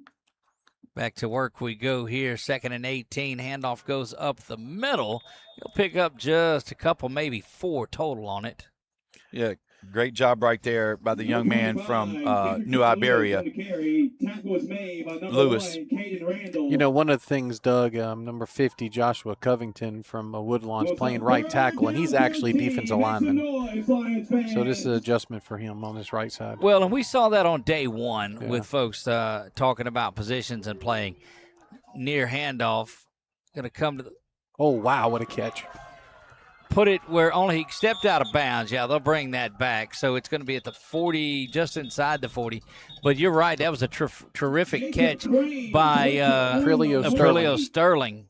Well, we got a flag down back over on the 42-yard line. So let's see what we – on the far side of the field, which is going to bring that back, we believe. And down to the field we go. Downfield player. Offense, number 59. 5-yard penalty. Just when you think the Tigers have something going and then they get another penalty. That was an excellent catch. It was. It was an tremendous catch. I know it doesn't go in the stat book, but that was an excellent throw and an excellent catch. And you can see it again. Number 2, Sterling. I mean, the DB plays it perfect. He's in front of him. I mean, watch this. I mean, the DB's in between him and the – wow. Well, that's why Jacob Crane is such a phenomenal guy. He can put the ball where he wants to put it. Yeah. What a great throw there. Unfortunate. 3rd and long, and that seems like that's been called a lot today for the Tigers. Snap is low but handled there by Crane, and here comes Hogan once again. And that one just thrown away. Look, the big work of Zion Hogan out of Delhi. They might want to put a little H back in and chip there, huh, Coach? Yeah. Well, they've got to get some help. And here's the thing. They're only rushing 4. Yeah. But, well, 4.5 if you count Hogan. That dude is huge. Well, but you said it, too. Sometimes you're going to have, when you're limited with numbers of linemen, you're going to have somebody that doesn't play a normal position. And so, it is a little bit of a disadvantage, but – you got to be able to step out. I mean, you can't miss 6'8". I'm gonna text Coach Blankenship now and say, that you run away from him. Yeah, Coach Blankenship's probably making a note He's right probably now. Watching he probably all this doesn't on need his he probably doesn't need his GM Jerry Jones. I understand. Let me stay out the way. He won't answer the number he gave me. I don't understand that. I'm gonna punt this one away. It'll be handled there at the 33-yard line, getting a good running start up the middle and down inside of Tiger territory to the 49-yard line is where the Lions will have it. Yep, great job right there by Johnny McCartney from St. Michael out of Baton Rouge on the tackle there. Again, one of those guys, that's a receiver, right? So you wouldn't think that he'd be on the punt team. So, again, good job there by a guy like that to come down the field and make a tackle. Tell you, the more and the further along these games go, and you seeing a Crane and these guys that are playing and Knight, you get to see a lot of them, the more I like this format. Yeah, I agree. Snap is back. They're going to run that option. This time it is an option and not a forward pass. Down inside the 40 to the 39, and that is number 25, Zion Lee. Yeah, Zion with the little straight option from Crane. But, boy, here's the interesting thing. The cooler it gets, the sun's going down. Those hits you got to make on a guy like Zion, that hurts.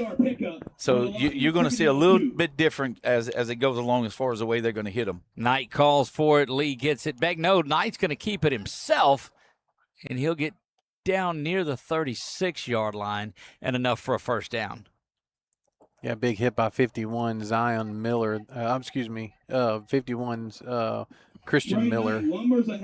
And also 0, Christopher Nelson, the linebacker and DB from Livonia on that tackle as well. Cooks and Brown into the game now, River Oaks and Lafayette, respectively. Still Zion Lee in the backfield with Knight. Trey calls for the ball. He's back to pass this time. Looking over the right side. Got to be a comeback route. Where's E.J. Scott when you need him? And that one is out of bounds. E.J. plays on campus, was first team all-conference. Sooner Athletic Conference, plays wide receiver here out of Alexandria. Talk about short in stature. But, boy, what a machine, huh? Right. He and Darius Washington both on there. Just put up big, big numbers. E.J. will go get a ball. It doesn't matter where you throw it. That's correct. Back to action here. Knight with the handoff. Nope, Knight's going to keep it again, and he'll be brought down. Somebody, he missed the memo in that meeting that quarterbacks are not going to get hit, so don't run the ball. You know, I think, like you mentioned earlier, I think Christopher Nelson, he's there, Coach. He's just waiting to put to lay the lumber. I'm telling you, it's just a matter of time. Yep. Third down and a long 8. This time Knight is there to pass and drops this one short and off to the right. Man was open, and they are. And that's part of that we were talking about earlier, Nick. That's part of that timing you miss. Yep. You know, when you don't get that in, and they ran a timing route, and of course it was off by 2 or 3 yards, but that makes a big difference when you don't have that time and that chemistry. Yep. That was intended for number 5, Devin Miles, the 6'3" wide receiver out of Delhi. Oh, here we go, Doug. They said he kicked the 60. They said he can kick it from 60. So you're saying there's a chance. He put some type of little mark down, I guess, for his holder. He plays golf, too. Yeah. That's his ball marker. He don't need one of those little kicking tees. No, he doesn't. 51 here, guys. Goodness gracious. So you get a good look in, and there's no rush on it. Puts a foot into this one. It's not going to have the distance. But here we go. And there is a chance at a Auburn kick 6 coming. The hopping, and that's not going to do it. Yeah, Chase Evans there. Coach, that's what we talked about whenever the team we cover, when they'll do the little pooch punt with their quarterback, how I'm so concerned that they have their offensive lineman in there. And a lot of times the teams won't put – but every once in a while there'll be a team that'll sneak a safety back there. Right. And that just makes me very, very nervous. Well, you can believe he's been taught to kick it to either the right or the left. Yeah, I don't think he's just going to square up and try to put it right down. Keep it in between the hash marks is not part of that assignment. Yeah, good point. I've seen a lot of teams do that, and I love it too. But one thing we've always kick it to the number, either the right numbers or the left. Do never kick it in between those numbers either. Not the numbers on the jersey. Exactly. Excellent point. Yeah, so that's what they're thinking on that, no doubt. Under 2 minutes here in this third period. Watch Jake Glass, the right defensive end from Grant. He's been getting some pressure. Let's see if he can get home with one of them. Lions defense has been swarming all game long, and a timeout is taken here by the Tigers. And guys, I think that's the first time out of the game according to my records. They didn't even call one in the first half, neither team. May very well be. The clock was running so fast, even though it's running time, because it was only 7-0 forever. Doug, we might.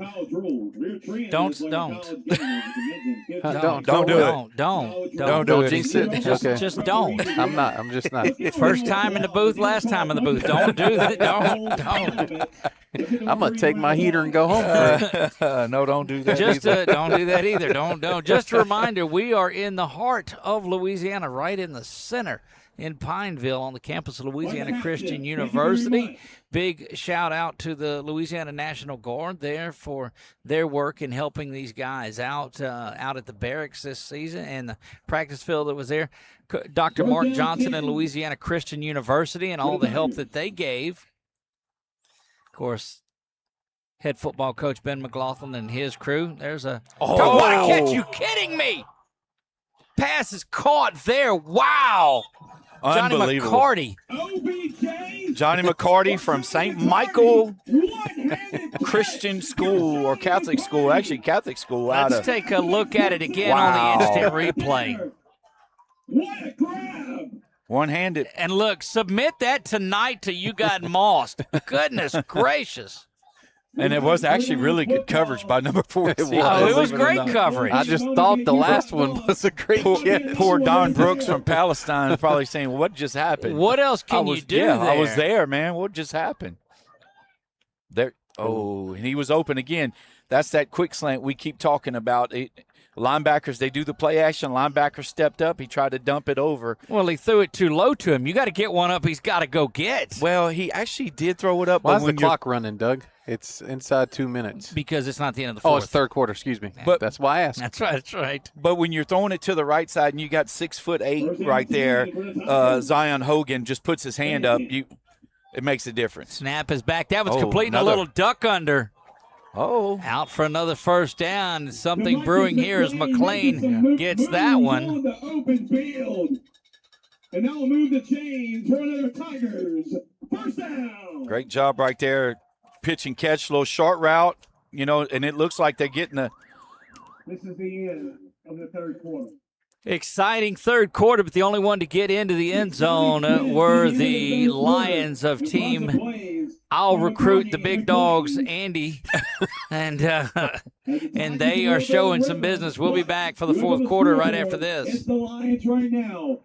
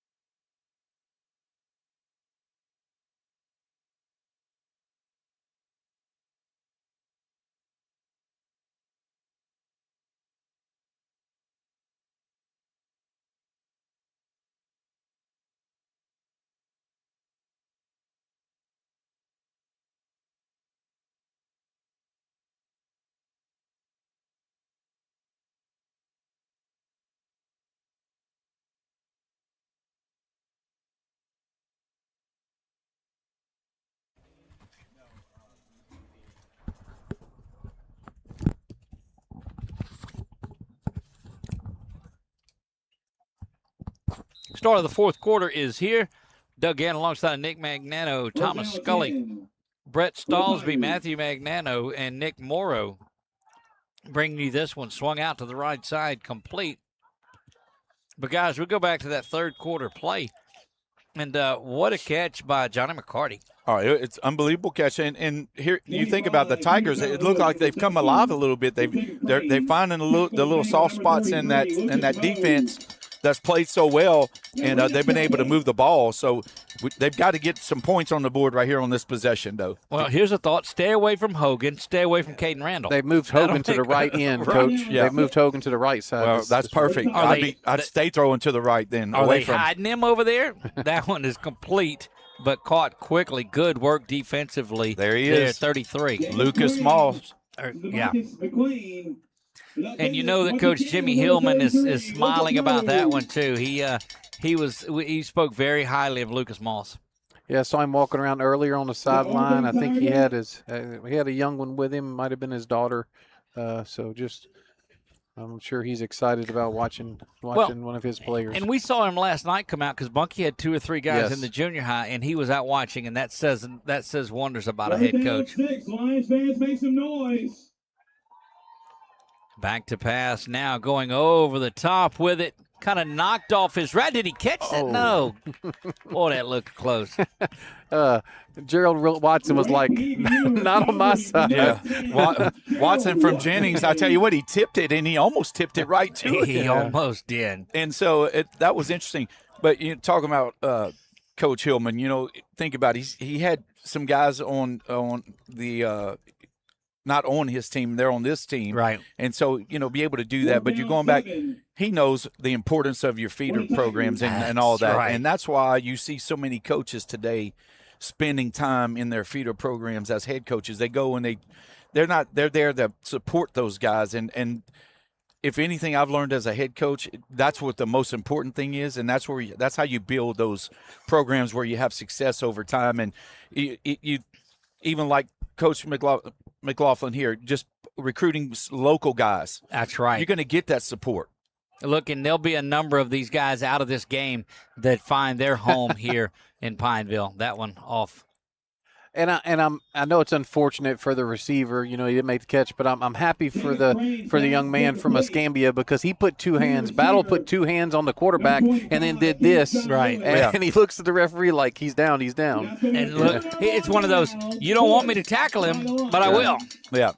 But, yeah, I know we got away from the game for a second, but that's so important. And it's hard to find guys that invest in those types of their feeder programs, which is support you. But Coach McLaughlin does a great job of just being in the community. And I think that's where the success and the conference championships will continue to come here at LCU by the way that he goes about doing that. And what a great job they do here. Keep an eye out on the 446 Sports X page, Twitter page, if you want to. There's a couple of big announcements coming after the first of the year regarding these LCU Wildcats. So stick around for that. Snap is back, and so is the defensive line. Jay Goodness. Spikes there. Spikes and Lee.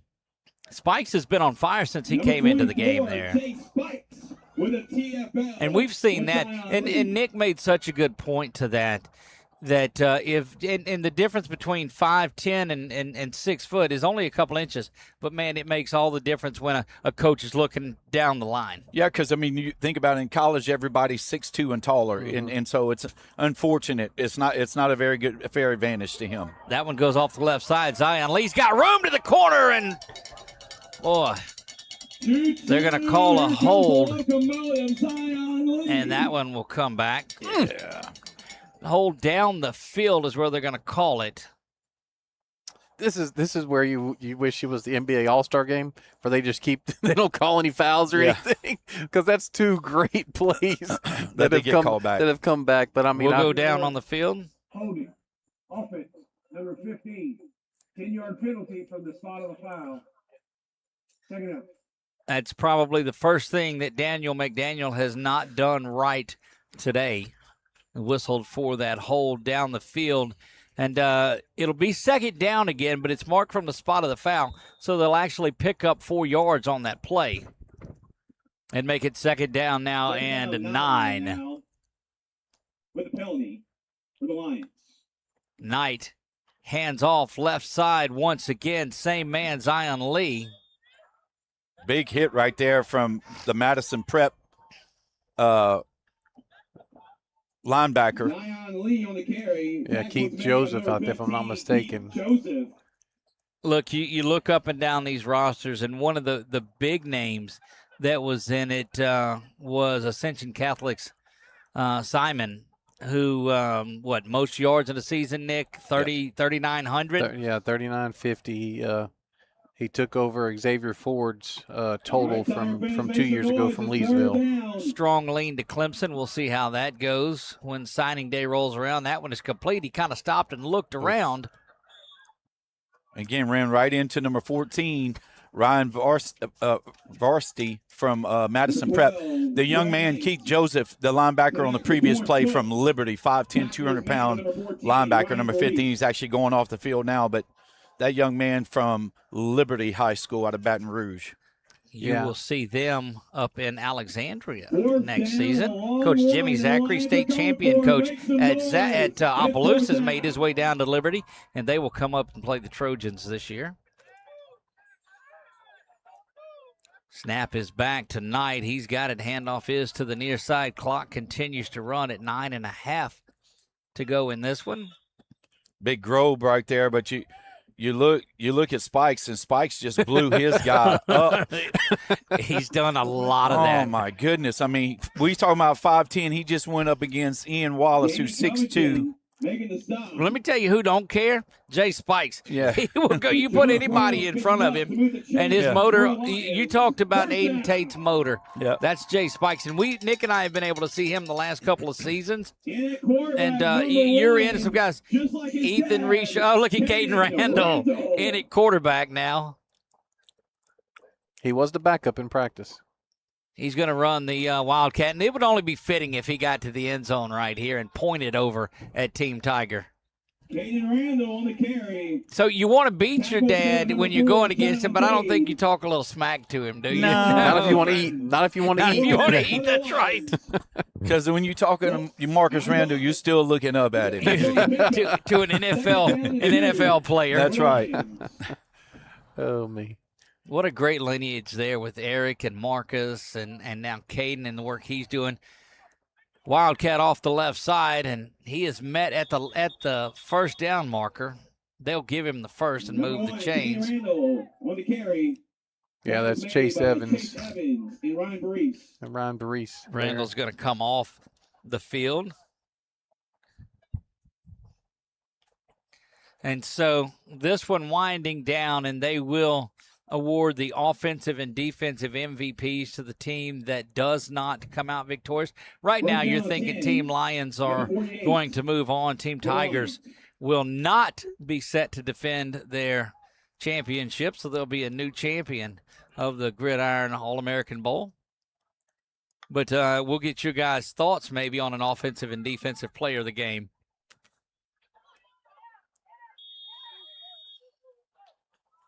I was trying to see, is that Joe Grove. That's Grove. Joe? It's Grove. Okay, I thought it was Grove. I want to call him Toby Gerhardt, but how ironic would it be if he was going to Stanford? That'd be Wow. great. Yeah. Thoughts, guys, over the next minute or so, offensive and defensive MVPs out of what we believe is going to be the Tiger side of it. You know, we've called Johnny McCartney's name a few times at receiver. Of course, then you got Crane.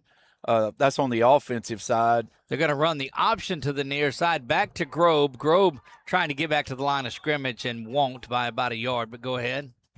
That's who I was thinking offensively. I hadn't even looked at the defensive side. I'm just trying to think, when you don't, unfortunately, they haven't been able to score any points. Right. And so, Coach, I'm thinking 14 or 15. I'm thinking Verist or Joseph. Yeah, Yep. I mean, just kind of what I've seen. Of course, I will say this: Spikes has had he had the big play there a few plays back. Yes, he did. Talked about him the entire second half. Yeah.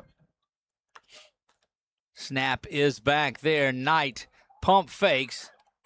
Comes to the near side, trying to direct traffic. Got a man wide open, complete. Oh, in and out of the hands. Oh. Was wide open was Jamion Brown and unable to get that one to fall. That's kind of like the pop fly the center fielder has. Just too much time to think about it. It was all generated by the legs of Trey Knight, who steps up in the pocket, rolls around, pointing, and heaves this one and all alone. And I don't even think he needed to jump on that one. No, Trey did a great job of scrambling and giving time, and unfortunately he didn't come down with the catch. Tiger fans, make some noise. 4th down and 5. Do you go with McCartney on offense? Snap is back there. Here comes pressure again. Kind of a back. That's another one. Big hit there and a knockdown, but that's a good interception. And that one was thrown off the back foot, and that's what happened. Let's take a look at it again. Brendan Perkins, coach. Yep. Perkins out of Scotlandville steps up right there. He kind of lofted it up there. Watch him. He's having to throw off his back foot, and you never, ever want to do that. Comes up out of that safety spot and corrals that one. They're kind of like a punt, so no harm, no foul on that. it was fourth down anyway, but, all it affects is your stats. But great job right there by Perkins to step up, and I really thought he was going to have a decent return, and then who's standing there is Brown waiting on him to catch the ball. With the interception, the ball is placed at the 41-yard line. First down 10 for the Tigers. Snap is back there. Quick little play action. That one knocked up and nearly picked off by Nate Broussard. And he's got his family that's down there. They would have went crazy. Oh, there's no doubt. You know what his family's going to be doing now since they won the game? They're going to be dogging him. Absolutely. Come on, man. You got to catch that. Oh, no, great play by Nate. Great play by Nate. Well, it's going to set up a second down and 10. Second down now and 10. Time running out. Under 4 minutes remain in this one. Don't forget, we will have about a 30-minute break between these two games. Down the middle it goes, complete to Demekes McLean. Great job right there, McKee, to find a hole there in the middle. Coach, he's had 2 or 3. It might be one to think about for offense as well. And now move the chains once again for another Tigers. First down. Look, I'm telling you, the difference that we've called Spike's name a lot in this second half here. Pass is complete over the far side. Almost look like the Lions are back in a little bit of a prevent there as McCarty catches another one. On the right side. Yeah, great job right there. Again, they're just dinking the ball down the field. I mean, that's been huge. Is that catch by McCarty good enough to garner some offensive MVP there? The little one-hander he gets here? Very possible. Because he's caught a lot today already. Yeah, he has. Didn't think about him as well as another. First down and 10. That one bounces up to Crane, but he's got it spun around, hits the circle button, comes to the near side, hits it again. You got to be careful with that because there's some shark-infested waters there you're going to spin around in. For not hitting the quarterback and you're spinning, unfortunately. I think it's once you tuck it, you're on your own. Yeah, the idea is that and it's kind of like the NFL rule, guys, that you're not supposed to land with your body weight on them. They're wanting you, the takedown is one thing, but just not wanting you to get after the guys. Now, in that first game at the end, we saw some licks being laid. So, this game hasn't been as chippy as the first one. Here comes pressure once again. That was Adrian Battle that was there, thrown away and incomplete. Yeah, he had number 3 once again. McLean open. He just couldn't get it to him. 2-minute timeout is here. I like Johnny McCarty for offensive MVP for this one, and I'm kind of torn as well on the defensive side of it. I do like Spikes, but I also like the work that I'm looking to see where he went on there. Variste, 14. Ryan Variste, I think we called him a good bit as well. But guys, thoughts? Yeah, it'd be hard to argue that with the touchdown. I mean, with the one-handed big first down catch that McCarty had, and then that one he just made as well. Yeah, and thing about that, you think about McCarty, he's playing receiver, but it's a big guy, St. Michael's. He found a way to get open, and then he made He made himself become open, and he did make some great catches. He really did. He's had a great game receiving the football. Yeah, I mean, linebacker wise, your defensive guy, no doubt. He's been the guy that I thought of all along as well. That's correct. So that's our thoughts, and you see Marcus Randall coming down. He's got the trophies, congratulating the Lions side. There won't be another championship plaque in his house today. That one is going to the end zone. Knocked away. Good looking coverage down on the end. Yeah, great work there by number 14, Don Brooks. Great job. We've called Brooks' name a few times too in this, as far as young man out of Palestine, Texas. Yep, on the Lions side. I mean, he's done phenomenal. As you see him and McLean dapping it up between the two of them. Let's see if we can look back at that down on the backside of that play, just to go up and knock it away. Yep. Perfect technique. You get the upfield hand up, you get on the inside hip of the receiver, and, you trail him, watch his eyes until his eyes look up, and then you go up. And that's just kind of the way you just teach it. And all the while keeping the hand either off of him Yep. or out of the view of the officials, one way or the you're going to keep it out of the view of the officials. You should be grabbing onto his hip on the inside if you're doing it right. Comes an opportunity for a field goal, getting this young man out on the field. That is Jesse Clay. Yeah, I like this. I like this. Clay a lot. out of Acadiana Renaissance out Yep. of Youngsville. Arca down there. Arca is what they call it. Okay. Mhm. They're putting big man. They're putting Hogan. That's not quite going to get there. You got to kick it up and over Hogan. That one would have been from 45, 42. That's one of his teammates was pushing him, trying to tell him, "Hey, just stand up and, and wave your arms." I guess it was not a rush, huh? No rush, but Mount Rushmore perhaps there. Final minute 50 of this one. It has been all Lions, and somewhere Andy is smiling about this one. Let's give a shout to those big boys up front for the Lions. I going back, Nick, to talk about the offense, I think that's what, if you notice, that's what the Tigers struggled with today, was getting an offensive identity, really and truly. I mean, they had a few plays here and there, but they just could not sustain a drive, which is hard to do in these kind of games. You're either going to score fast, like in the first games we saw, or you're going to run into what they ran into the second game. Guys, let's kind of shift over to that championship game that's going to be coming up here 30 minutes following this one, I believe. Can the Knights counteract the size of this team? Because they have brought it defensively today. They shut down a really good Tigers team. Well, I think from a size standpoint, I really thought the Demons were pretty big myself, so I don't know how much bigger. I wouldn't compare those rosters as far as size, but I can tell you right now, I think defensively the Knights are going to be in really good position to have an opportunity. Now, they've got to be able to sustain a drive in the Lions. They got to be able to drive that ball down the field, because they didn't throw any long balls either. So if the Knights can manage a way to stop them on defense and slow them down, this probably being one of the biggest runs they had right here.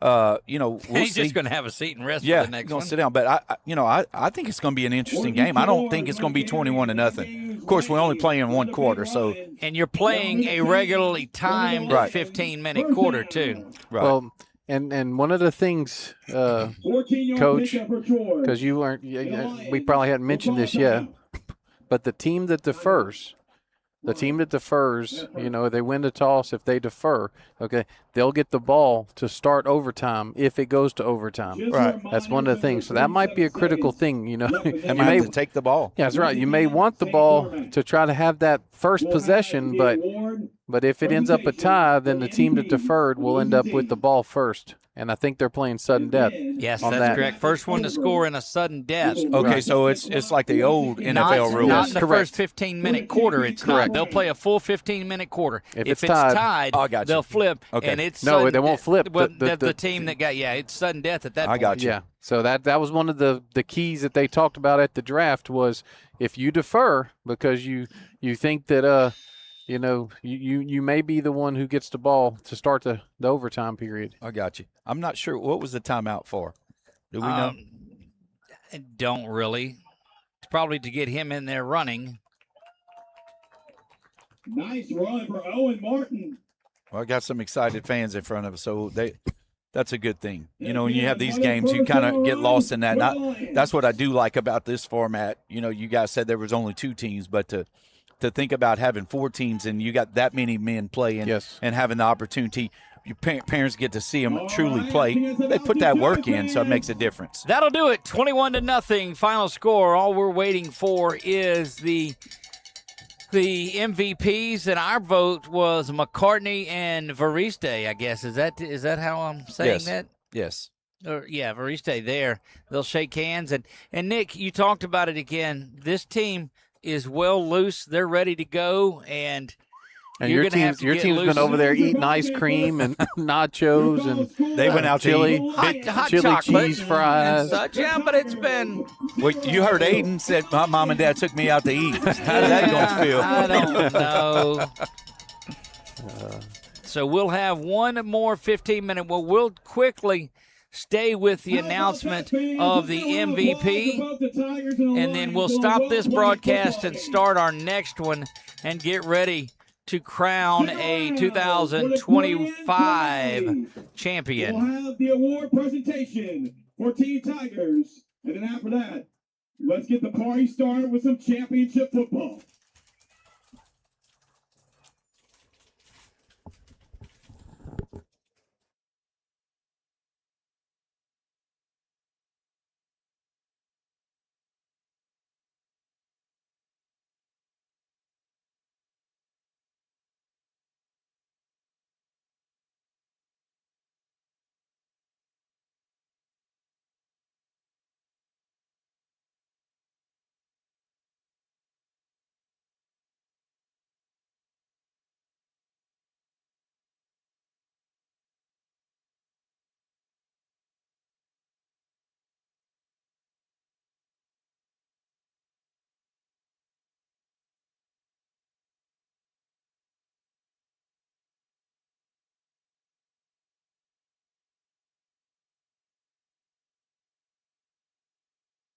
At the 47-yard line, let's give a round of applause to Miss Page. What fantastic photography work she has done this week, taking all these great photos for you.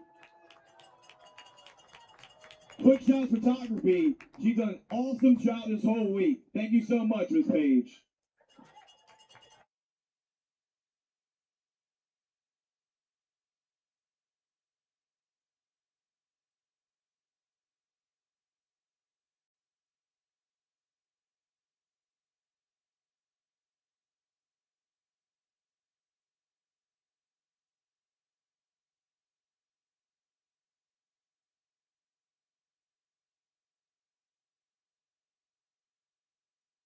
Apparel, you see those nice jerseys?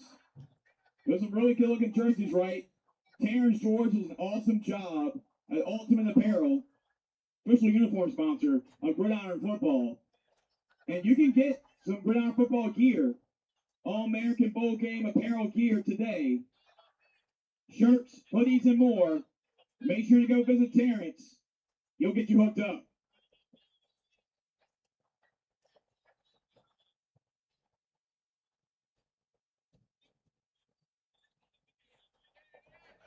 All right, we need Team Tigers to stay at the 50-yard line.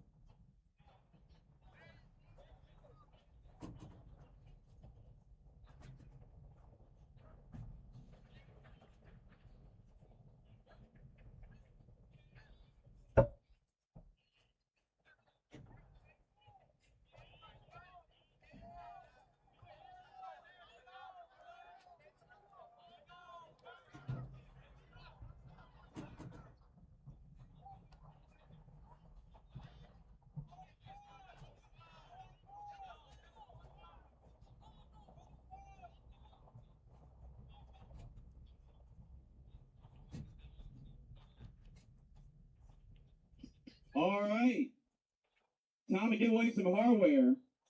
But before we do that, one more time, let's get a round of applause for the defending champions, Team Tigers.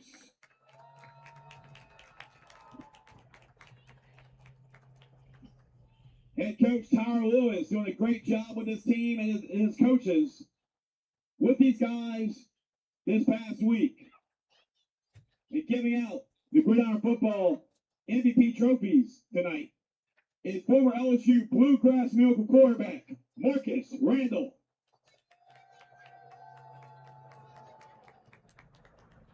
All right, we're going to start off with the offensive MVP for the Tigers goes to number 9 quarterback Jacob Crane.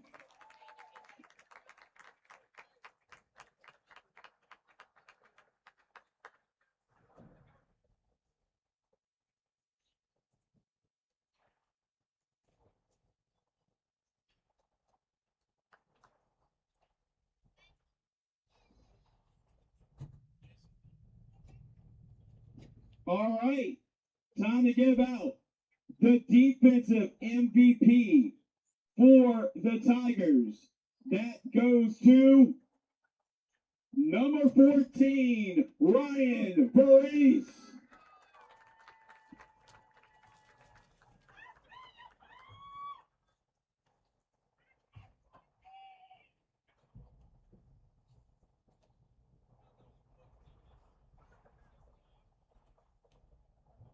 Guys, that's going to wrap it up for us here. Tremendous game. The Lions win this one 21-0. Knock off the defending champions in here. And so that sets up a matchup between the Lions and the Knights. For all the marbles, they'll play a 15-minute timed regular quarter. If they're tied at the end of that one, they'll go to a sudden death overtime. We're going to stop the broadcast here. We'll start another one. You'll find it at the Gridiron Football YouTube page. That's set to start in about 30 minutes, so expect that sometime around the 6 o'clock hour, if not, but a few minutes before. But if you subscribe to the Gridiron Football YouTube page, hit that notification bell, you'll notice every time that they go live. That'll do it. So for Brett and Matthew and Nick Morrow, Nick Magnano, Coach Tom